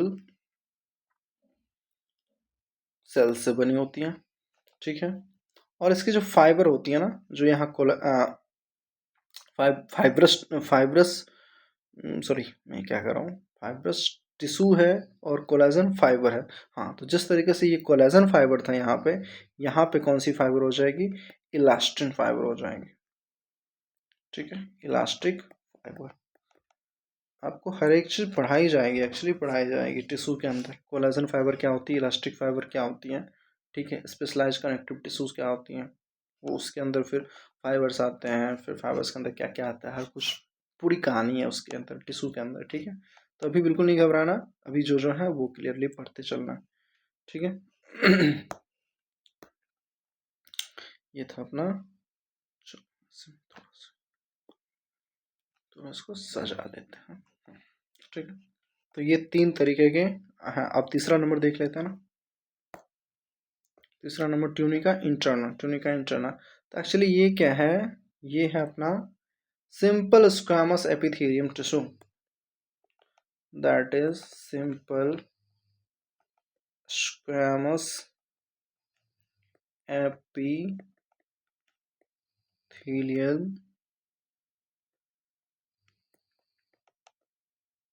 टिश्यू। और ये जब इनर लाइनिंग करती है ना कहीं ब्लड वेसल्स के अंदर, ठीक है। अभी देखो simple squamous epithelium tissue body में बहुत जगह पे प्रेजेंट होते हैं, ठीक है। ऐसा नहीं कि बस ये ब्लड वेसल्स के अंदर ही है, ठीक है। तो ये बहुत जगह प्रेजेंट हैं, लेकिन लेकिन जब ये ब्लड वेसल्स के अंदर इनर लाइनिंग का काम करेंगे ना, तो इसको हम एक पर्टिकुलर टर्म देते हैं, that is endothelium. That is what? Endothelium, right. तो यहाँ पे इसको क्या बोला जाता है? एंडोथेलियम बोला जाता है, ठीक है। और ये आपको याद है ना, अभी क्या पढ़ा था हमने? एंडोथेलियम ट्यूनिका इंटरना किसमें? वनली किसमें? अभी मैं समझाता हूँ, रुक जाओ। एंडोथेलियम, ठीक है। तो एंडोथेलियम तो हमेशा क्लियरली है कि सिंपल स्क्वामस एपिथेलियम टिश्यू से ही मिलके बने होंगे, and that forms what? Lining of the blood vessels. Lining क्या होती है? जैसे कि ब्लड वेसल्स है तो इनर मोस्ट लेयर जो होती है ना, जैसे कि ये है, ठीक है, ये है और ये, तीन लेयर है किसी चीज का, ठीक है। तो ये जो इनर मोस्ट लेयर है ना, अब इसके बाद क्या है, इसमें कुछ बह रहा है, फ्लो कर रहा है। तो इस फ्लो जो करने वाले मटेरियल्स है उसके डायरेक्ट टच में कौन है? ये वाली लेयर, ठीक है, ये वाली लेयर। तो इसकी इसकी जो बनावट होगी ना, इसकी जो बनावट होगी, इसलिए हम टर्म यूज करते हैं the lining of that cavity कह लो, ठीक है, लाइनिंग ऑफ कैविटी। तो यहाँ पे किसकी बात हो रही है? ब्लड वेसल्स की बात हो रही है। तो इस पूरे ब्लड वेसल्स की लाइनिंग कौन बना रही है? ये वाली लेयर, ठीक है, ये वाली लेयर। तो कौन सी लेयर थी? वो ट्यूनिका इंटरना थी ना, ट्यूनिका इंटरना थी। तो ये चीजें हैं अपने पास। सिंपल स्क्वामस एपिथेलियम टिश्यू है एंड दैट इज एंडोथेलियम, और इसका काम क्या है? Form form lining, inner lining, form inner lining, form inner lining of blood vessels. What? Blood vessels. ये एंडोथेलियम की बात करिए, और ये एक्चुअली ब्लड वेसल्स ही तो पढ़ रहा है, और इसकी इनर लेयर ही तो पढ़ रहा है। तो इसमें कुछ खास है नहीं, जस्ट एंडोथेलियम के लिए याद रखना कि एंडोथेलियम कैसे सेल्स होते हैं? सिंपल स्क्वामस एपिथेलियम से बने हुए सेल्स होते हैं। लेकिन एंडोथेलियम पर्टिकुलरली तब यूज करते हैं जब ये inner lining of blood vessels के लिए रिप्रेजेंट करा जाए, ठीक है। तो इतना अच्छी क्लियर है आपको, बस यही सब चीज़ें ध्यान रखनी है। इसमें कुछ नहीं है, वाइट फाइब्रस कनेक्टिव टिश्यू है, और इसमें क्या? स्मूथ मसल सेल्स है। तो आप ये याद रखना, जहाँ पे मिडिल लेयर होता है ना, आप पढ़ोगे एंटो, वो क्या नाम है,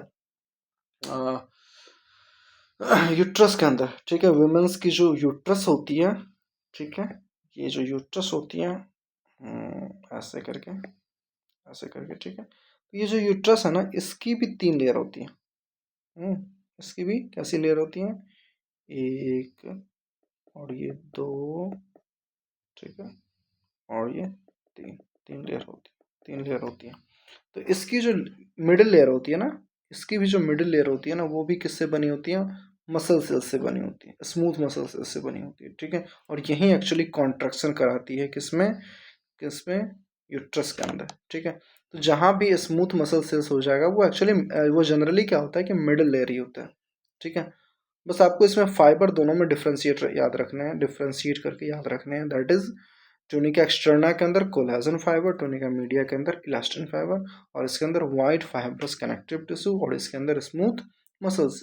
ये याद रह जानी चाहिए आपको। बाकी जो भी चीज़ है, इसमें वाइट फाइब्रस कनेक्टिव टिश्यू लगा दो तो ये किसके अंदर हो जाएगा? ये टूनिका एक्सटर्ना का पार्ट हो जाएगा, ठीक है। तो इसको मिटा लेते हैं अपना, श्योर, ठीक है। तो इतनी चीज़ें याद रह जाएंगी। अब इसमें देखना है कि वेंस के अंदर क्या क्या है, आर्टरीज के अंदर क्या क्या है। थोड़ा सा इसमें कहीं ना कहीं बनावट में डिफरेंस हो जाते हैं, बनावट में क्या हो जाती है? डिफरेंस। ये हमने जनरल बनाया, ये आर्टरीज, वेन, कैपिलरीज कुछ भी है मुझे नहीं पता इस पॉइंट ऑफ टाइम पे, लेकिन ये ब्लड वेसल्स के तीन लेयर ऐसे ही होते हैं, ठीक है, हमने ये बताया, ठीक है। फिर हमने बताया कि वेन्स और आर्टरीज के अंदर ये तीनों ही लेयर प्रेजेंट होंगे, ठीक है। और कैपिलरीज के अंदर only inner most layer present होंगे, इसके अंदर दोनों लेयर प्रेजेंट नहीं होंगे बाकी के, ठीक है। तो ये चीज़ यहाँ तक हो गई। ट्यूनिक एक्सटर्ना में हमने क्या पढ़ा? ट्यूनिक एक्सटर्ना में पढ़ा white fibrous connective tissue that is collagen fibre, यहाँ smooth muscle cells that is elastin fibre, ठीक है, यहाँ पे एंडोथेलियम। ठीक है, इतना चीज़ हम लोग याद रख लेंगे। और ये स्मूथ मसल्स एकदम याद रख हो जाएगा। ठीक है, बस कोलेजन इलास्टिन बाद में ई, और क्या। ठीक है, अब थोड़ा सा डिफ्रेंशिएट देख लेते हैं कि भाई ये सब चीज़ें तो हमने कॉमनली पढ़ी है ना, आर्टरीज वेन्स के हिसाब से पढ़ी हैं, दोनों के हिसाब से पढ़ी हैं, तो हम ब्लड वेसल्स के हिसाब से पढ़ रहे थे।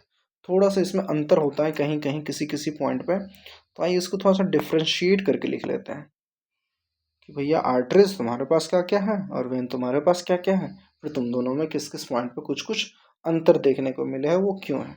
ठीक है, तो चलो एक ले लेते हैं हम लोग, क्या, आर्टरीज, ठीक है, दूसरा वेंस।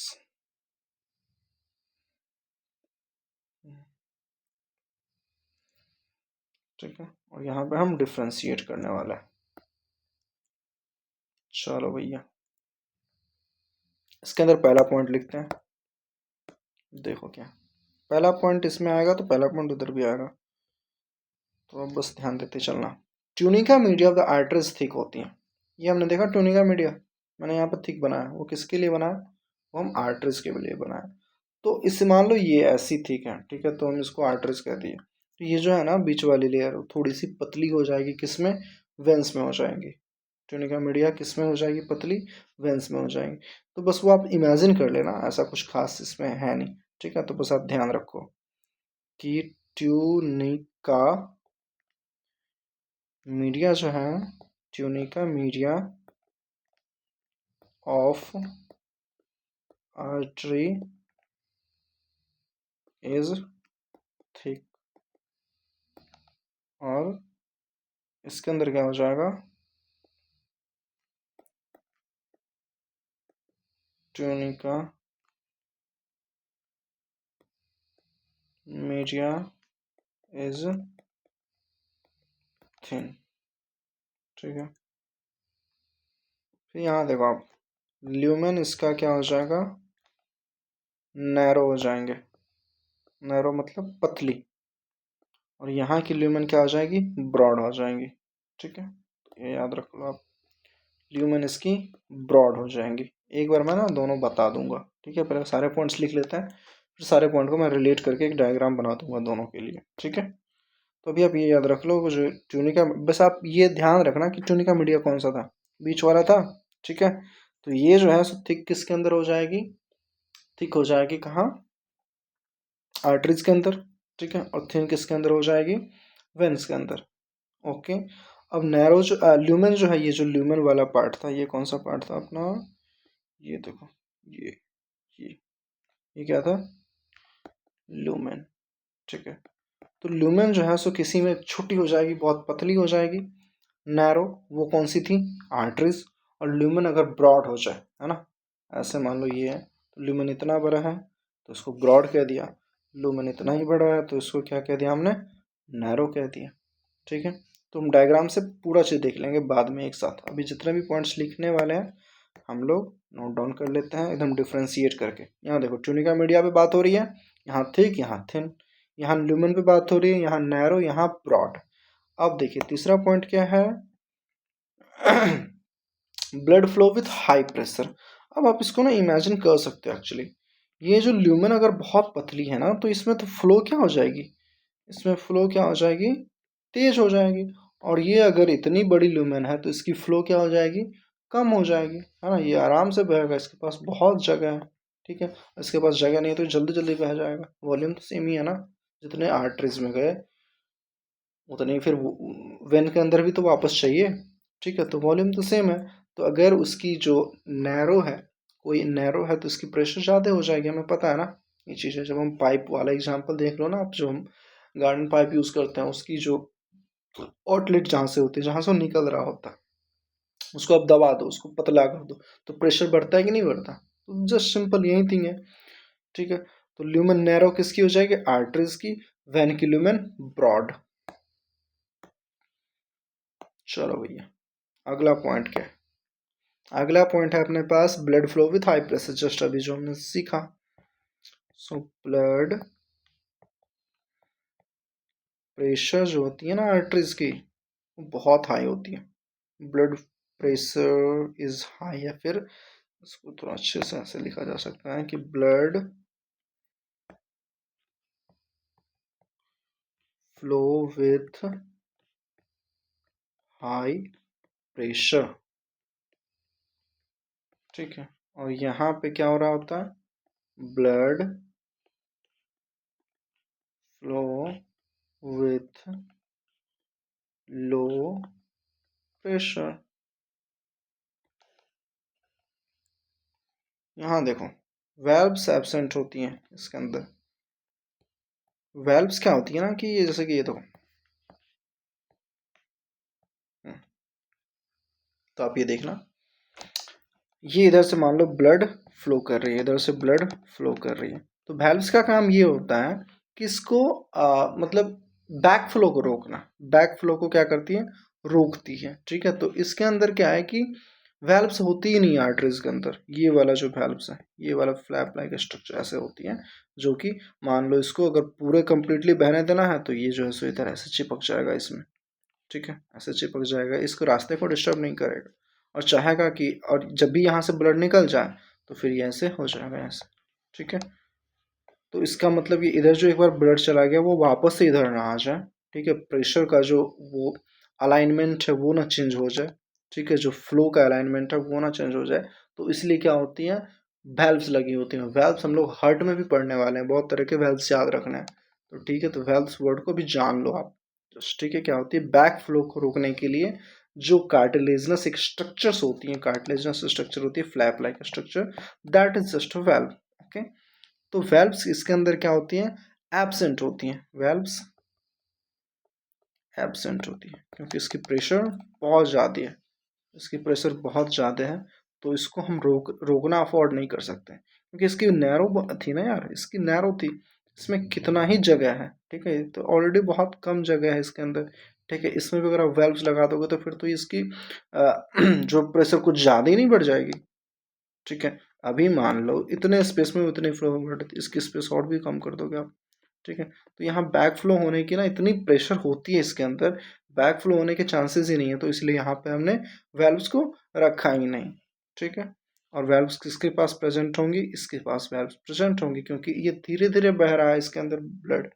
ठीक है, तो यहाँ पे पॉसिबिलिटी है कि हम क्या कर सकते हैं, इसको वापस जो इसकी डायरेक्शन थी ना उसको वापस कर सकते हैं। ठीक है, तो इसलिए यहाँ पे क्या होती है? वेल्व्स प्रेजेंट होते हैं। मैं एक चीज़ आपको बताता हूँ। ठीक है, अपने गांव घर में ना एक पेशेंट देखा होंगे इस तरीके के, जो बूढ़े होते हैं। ठीक है, जिसकी नस ना एकदम दब जाती है, ऐसे आप दबाओगे, ऐसे दबाओगे ना तो आपको दिखेगी कि हाँ ऐसे ब्लड फील बह रही है, पूरी एकदम ऐसे बाहर आ जाती है, ऐसे नसें बाहर आ जाती है एकदम। ठीक है, और जैसे बच्चे हैं, बच्चों के अंदर ना नस मिलना बहुत मुश्किल हो जाता है। ये जो नस डॉक्टर सुई लगाते हैं, इंजेक्शन लगाते हैं, वो किस में लगाते हैं भाई? वेन में, क्या आर्टरीज में? आप सोचो, वेन में लगाएगा कि आर्टरीज में? उसकी भी एक अलग कहानी, क्यों लगाते हैं वेन में अंदर, क्यों आर्टरीज के अंदर नहीं लगाते हैं। ठीक है, तो इसके कुछ पॉइंट्स हैं। आप ये अभी इस पॉइंट में ना एक बार ना मैं सब कुछ लिख दूं, फिर ये भी चीज़ एक्सप्लेन कर दूंगा। ठीक है, तो अभी आप ये समझो कि मैं वेल्व की बात कर रहा था पर्टिकुलरली, तो वेल्व्स की बात ये समझो कि जैसे कि ये जैसे कि बूढ़े हैं कोई, ठीक है, ये 5 उंगली होंगे इनके, 6 होगा तो चलो 5 उंगली होंगे। ठीक है, और सभी से ना जाती हुई ये जो पाम है, मतलब ये जो अपना इसको क्या बोलते हैं, कार्पल बोलते हैं, कार्पल वाला हड्डी है 5। ठीक है, तो इस पॉइंट पे ना आप देखोगे बहुत सारी वेंस दिखेंगी आपको।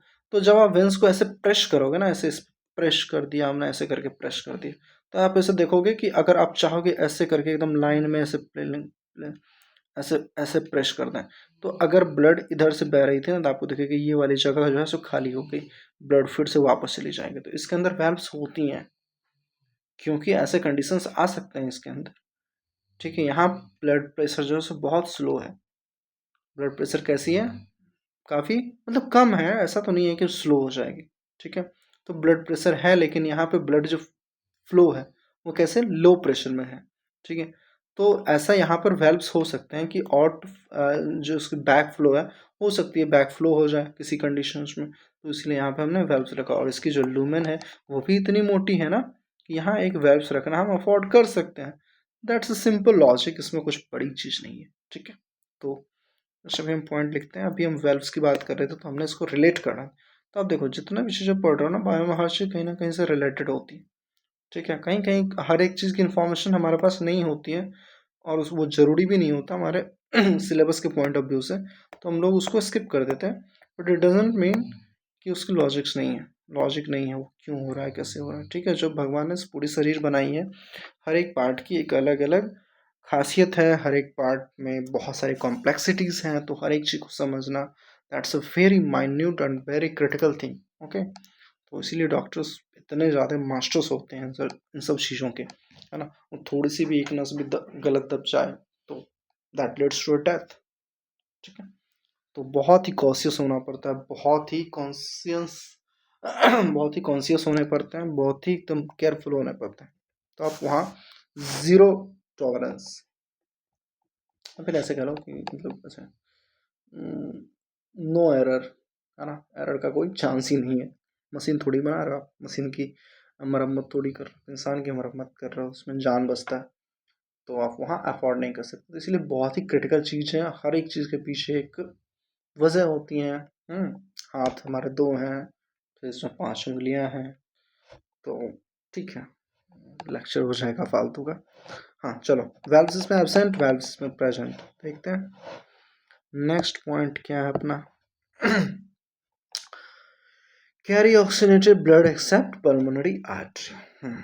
तो आर्टरीज का क्या काम होता था, हमेशा ऑक्सीजनेटेड ब्लड कैरी करता था। कैरी व्हाट, ऑक्सीजनेटेड ब्लड, ठीक है। एक्सेप्ट कौन, आपको याद हो, एक्सेप्ट कौन, दैट इज पल्मोनरी आर्टरी। मैंने अलग से नोट बना के भी लिखाया था ये चीज, पल्मोनरी आर्टरी, ठीक है। और ये कैसी ब्लड कैरी करती हैं, तो carry oxygenated blood except what,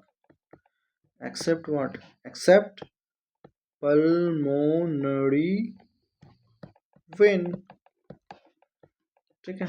pulmonary vein के अलावा बाकी जितने भी वेन है वो सारे क्या करेंगे, ऑक्सीजनेटेड कैरी करेंगे। और पल्मोनरी वेन कौन से कैरी करेंगे, डीऑक्सीजनेटेड कैरी करेंगे। क्या लिखा हमने,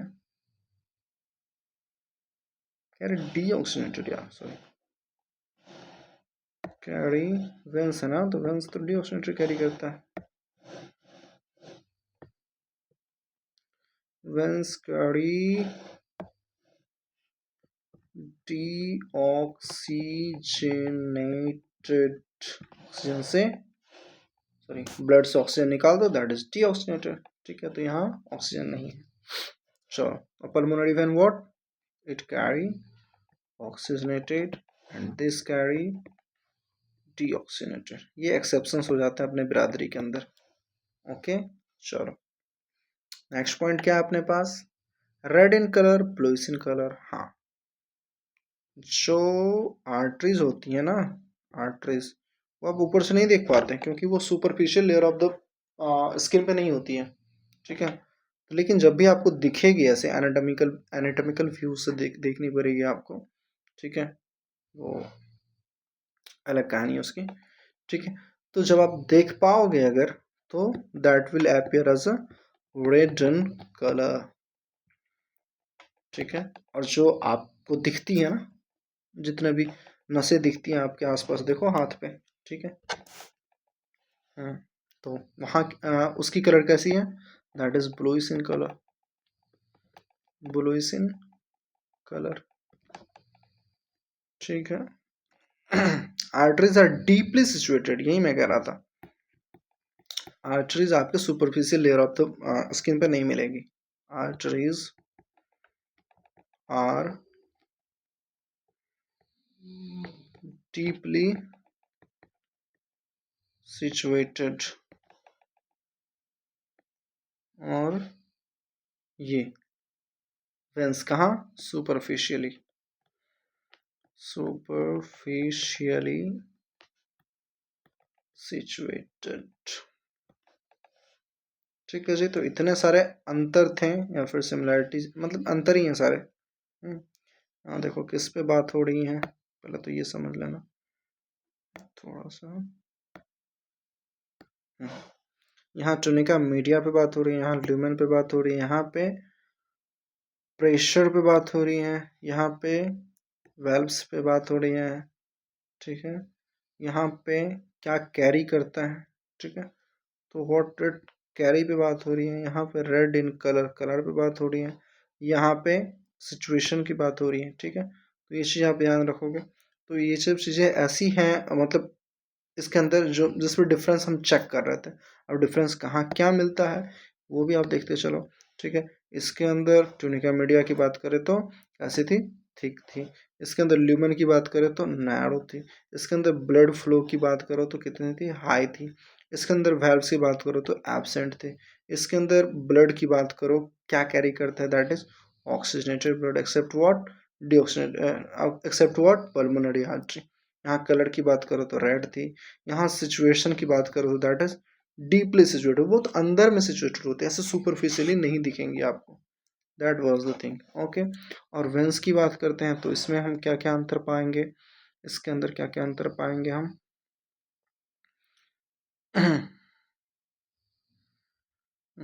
इसको हम कौन सा कलर ले लें, चलो इसके अंदर देखो टुनिका मीडिया वाज अ थीन। अभी हम ना डायग्राम एक बनाएंगे, उसमें आपको क्लियर हो जाएगा ये थिन थिक नैरो वाली प्रॉब्लम।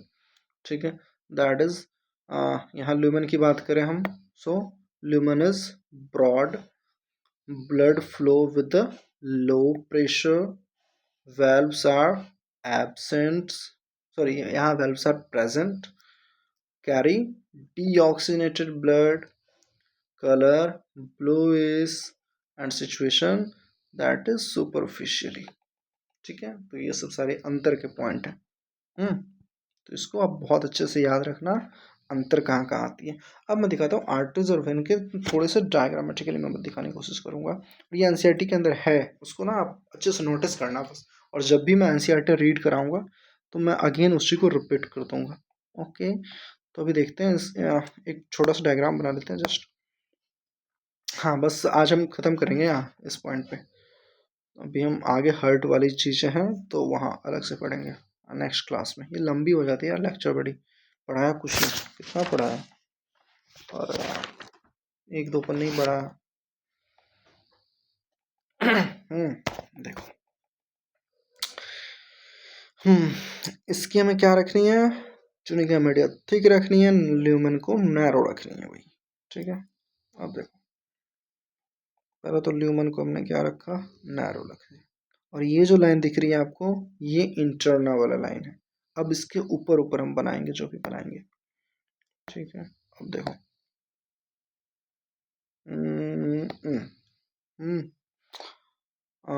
टुनिका मीडिया को यहाँ कैसे रखनी है, थिक रखनी है। तो ये जो अगर इनर हो गई तो बीच वाली चीज़ें कैसी हो जाएगी, थिक रखनी है हमें। इसको ना ऐसे हाईलाइटर से कर लेते हैं यार। ठीक है, ज़्यादा नहीं हो गया भाई साहब, कुछ ज़्यादा नहीं हो गया।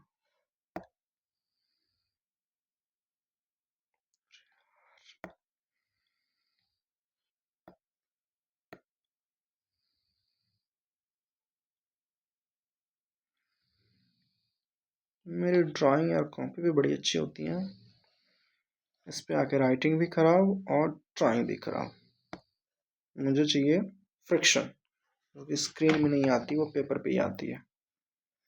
ठीक है, चलो ये हो जाएगा इंटरनल लेयर। अब इंटरनल से ऊपर क्या होती है, मीडिया होती है, तो that is medium layer is thick, ठीक होनी चाहिए। तो चलो मैं थिक बनाने की कोशिश कर रहा हूँ। ये एक लेयर ऐसे, थोड़ा सा इसको मैं थिक कर लिया। ठीक है,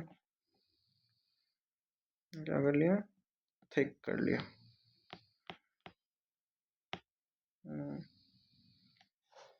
चलो और फिर बाहर एक्सटर्नल बना लेते हैं। एक्सटर्नल।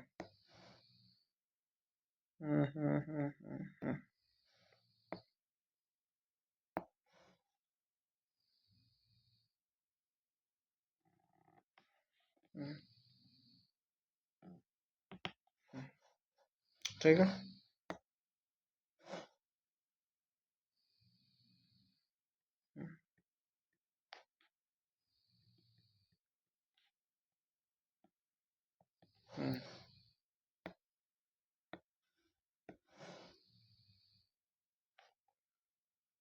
क्लियर है? देखो लेवलिंग तो सबको क्लियर है ना यार, इसमें कुछ खास है नहीं।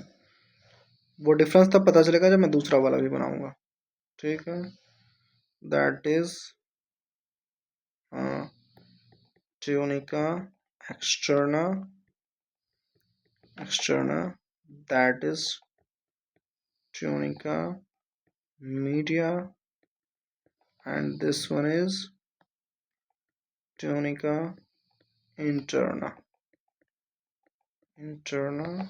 and this is what lumen। ठीक है, तो अब देखो tunica externa, tunica media, media को हमने थोड़ा सा, देखो मीडिया को हमने क्या रखा, थोड़ा सा थिक रखा, दैट इज थिक, और ल्यूमेन को हमने क्या रखा, पतला रखा, ल्यूमेन को थिन रखा, दैट इज पतला। ठीक है, अब डिफरेंस देखना आप, ये तो क्या होगी, ये होगी आपकी आर्टरी। ठीक है, अब वेन में देखो डिफरेंस देखना भाई, देखना डिफरेंस देखो आप। अभी उसमें क्या था, ट्यूनिका मीडिया जो है ना वो थिन थी। ठीक है, ट्यूनिका मीडिया थिन थी। अब देखो वॉल्यूम ना हमें यही रखना है, ये जो जितना हम इतने दूर में बना लेते हैं ना, हम इतनी दूर में बनाने की कोशिश करेंगे। ठीक है, तो एक सेकंड, पहले तो मैं आउटर लेयर ले लेता हूँ।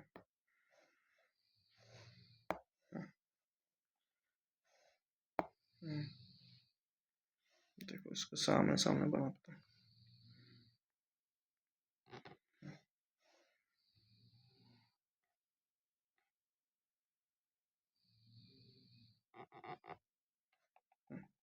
ठीक है, ये हो गई।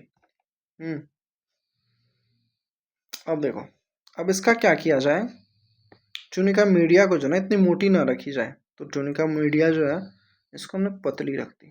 कैसी रख दी, पतली रख दी भैया। हमने थोड़ी सी दूर में ही ट्यूनिका मीडिया बना लिया।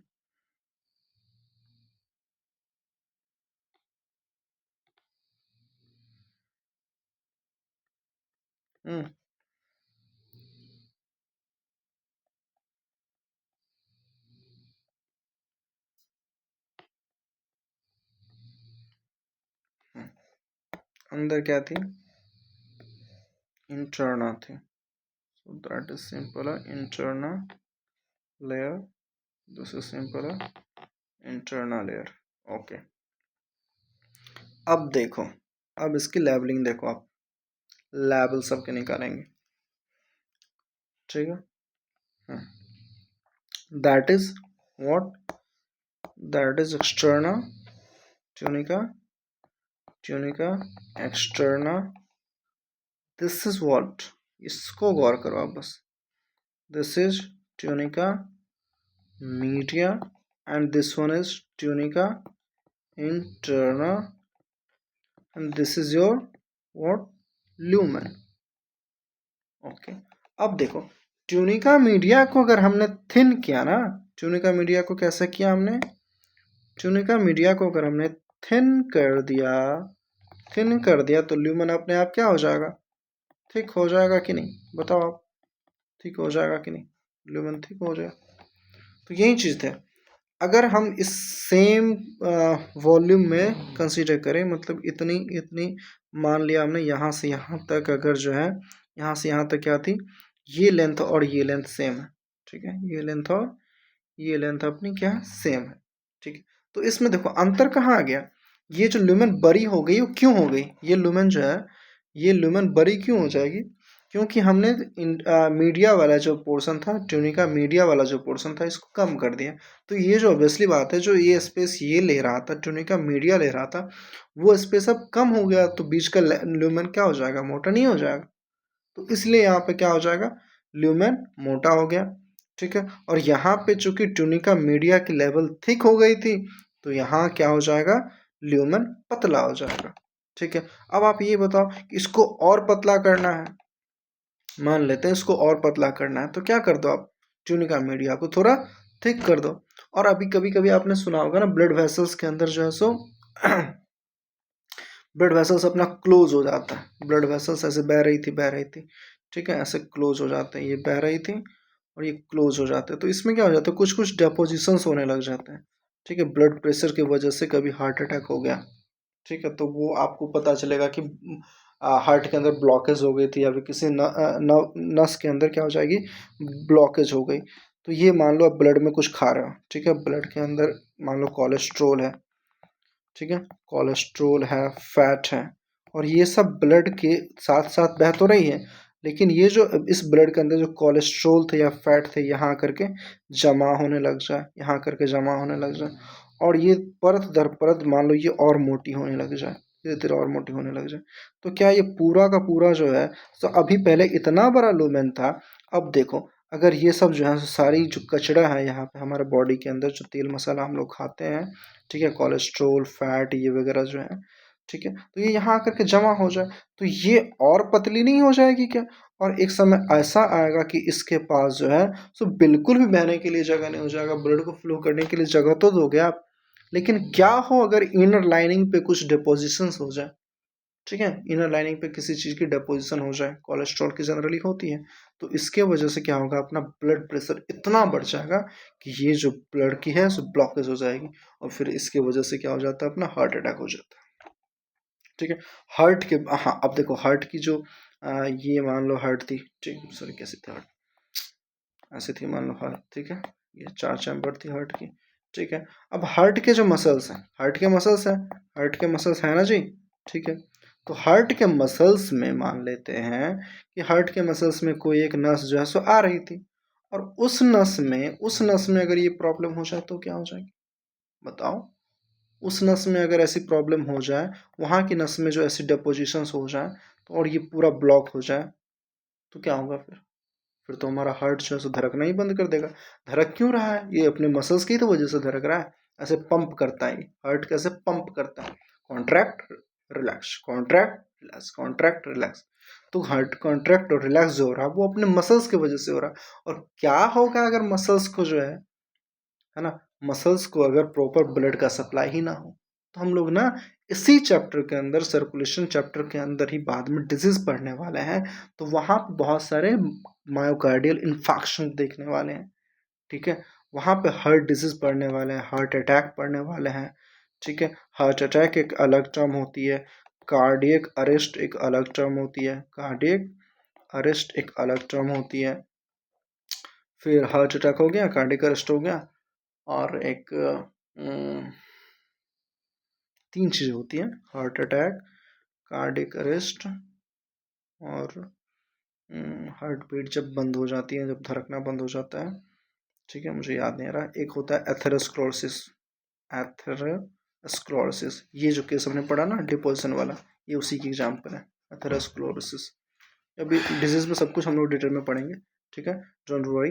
At this point of time हमें ये समझना था कि आर्टरीज की लूमेन बड़ी क्यों होती है, सॉरी आर्टरीज की लूमेन छोटी क्यों होती है, और वेन की लूमेन जो है सो बड़ी क्यों होती है, ठीक है, this one is what, this one is when, ठीक है। तो वेन की ल्यूमेन बड़ी क्यों हो जाती है, क्यों, क्योंकि यहाँ जो मीडिया है, ट्यूनिका मीडिया है, इसकी लेयर जो है सो पतली थी, तो ऑब्वियसली ये वाला पार्ट क्या हो जाएगा, अपना मोटा हो जाएगा, ल्यूमेन वाला पार्ट, और यहाँ पे ट्यूनिका मीडिया जो है सो थिक थी, इसीलिए ल्यूमेन क्या हो जाएगी, पतली रह जाएगी, ठीक है।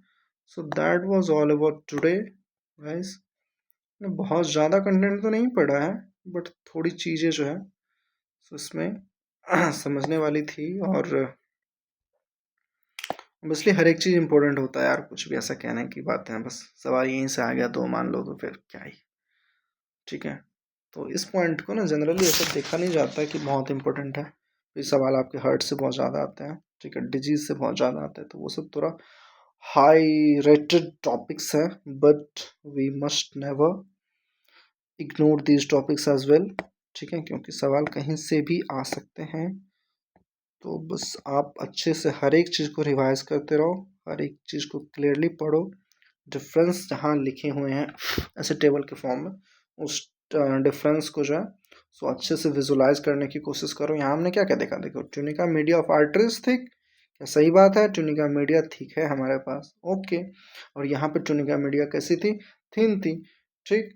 अब ल्यूमेन नैरो हो गई, यहाँ ल्यूमेन यहाँ पे पतली हो गई, और यहाँ पे ल्यूमेन क्या हो जाएगी, ब्रॉड रह जाएगी, ठीक है। Blood flow with high pressure, चूंकि ये ल्यूमेन पतली है तो यहाँ प्रेशर का हाई होना लाजमी है, और यहाँ ल्यूमेन बड़ी है तो यहाँ प्रेशर उतनी ज़्यादा हाई नहीं होती कंपैरेटिव टू आर्टरीज, राइट। यहाँ वेल्व एब्सेंट होती हैं, वेल्व एब्सेंट की मैंने वजह बताई, ठीक है, क्योंकि बहुत ही हाई प्रेशर में होते तो उसके बैक फ्लो होने की कोई बहुत खास चांसेस नहीं होते हैं, ठीक है। और ऊपर से इसकी ल्यूमेन भी बहुत छोटी है, बहुत पतली है, तो इसमें आप उस चीज़ को ऐसे वेल्व लगाना अफोर्ड नहीं कर सकते हो मेरे ख्याल से, ठीक है। तो यही एक वजह होगी।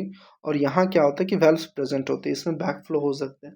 और चूंकि मैंने बताया था, एक क्लिनिकल केस बताया था कि ऐसे आप देखो कोई भी बूढ़े आते हैं जिसकी नसें जो है ना बहुत वो हो जाती है, मतलब प्लेबल हो जाती है, लाइक लचीलापन हो जाता है उसके अंदर, ठीक है, वो बहुत ही सॉफ्ट हो जाती है, तो उसके अंदर आप दबा के देखोगे तो आपको लगेगा कि वहाँ जितना दूर ऐसे उंगली डाल दोगे, ठीक है, तो लगेगा कि वहाँ पे ब्लड ही नहीं है। तो क्या हो गया, तो ब्लड फ्लो हो रहा था लेकिन वो पीछे की तरफ चला गया, ठीक है, ठीक है, पीछे पीछे की तरफ चला गया, तो वहाँ वेल्व होती हैं।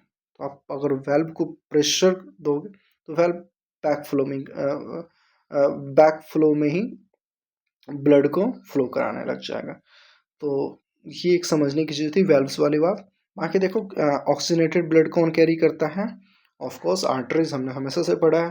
और डीऑक्सीजनेटेड ब्लड कौन कैरी करता है, ऑफ कोर्स वेन, ठीक है। उसमें एक्सेप्शंस क्या थे ये एकदम याद रखना, पल्मोनरी आर्टरी, पल्मोनरी आर्टरी क्या करता है, deoxygenated blood, and pulmonary vein क्या करता है, ऑक्सीजनेटेड ब्लड, एकदम से अच्छे से, ठीक है। अगर आपको वो याद रहेगी ना तो इस सब में कंफ्यूज नहीं होगे, थोड़ा सा सोच लेना टाइम लगा के। उसमें क्या हो जाता है, रेड इन कलर जो कि आपको दिखती नहीं है क्योंकि सुपरफिशियल लेयर पे ये प्रेजेंट नहीं होती आर्टरीज, और ये ब्लू इन कलर जो हमेशा हम जितने भी नसें तो सभी ने देखी होंगी ना, ठीक है, तो वो कैसी होती है, ब्लू इन कलर होती है। Arteries are deeply situated of course, and veins are superficially situated, ठीक है। So we are done with this lecture guys, and I hope आप सभी को समझ आया होगा। इसमें हेपेटिक पोर्टल सिस्टम अच्छे से ध्यान रखना है, coronary circulation is not that much important, ठीक है।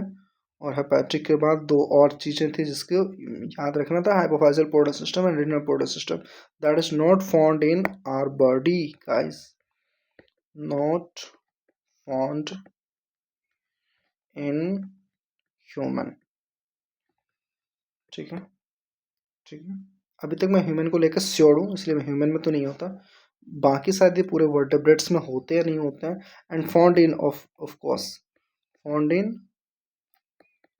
कॉकरोच, ठीक है। कॉकरोच किस में आ गया, आर्थ्रोपोडा के अंदर आ गया, तो कॉकरोच में पाए जाते हैं, ठीक है, ठीक है। एनाटॉमी ऑफ ब्लड वेसल्स हमने देखा ये चीज़ें, हाँ, कैपिलरीज के अंदर only innermost that is tunica interna is present, this one is your high star topics, ठीक है। यहाँ सवाल आ जाएंगे, इससे कोलेजन फाइबर, इलास्टिन फाइबर, इस पे याद रख लेना। बाकी डिफरेंसेस तो हमने देख ही लिया, ठीक है यार, लेक्चर बड़े लंबे हो जा रहे हैं। Thank you guys.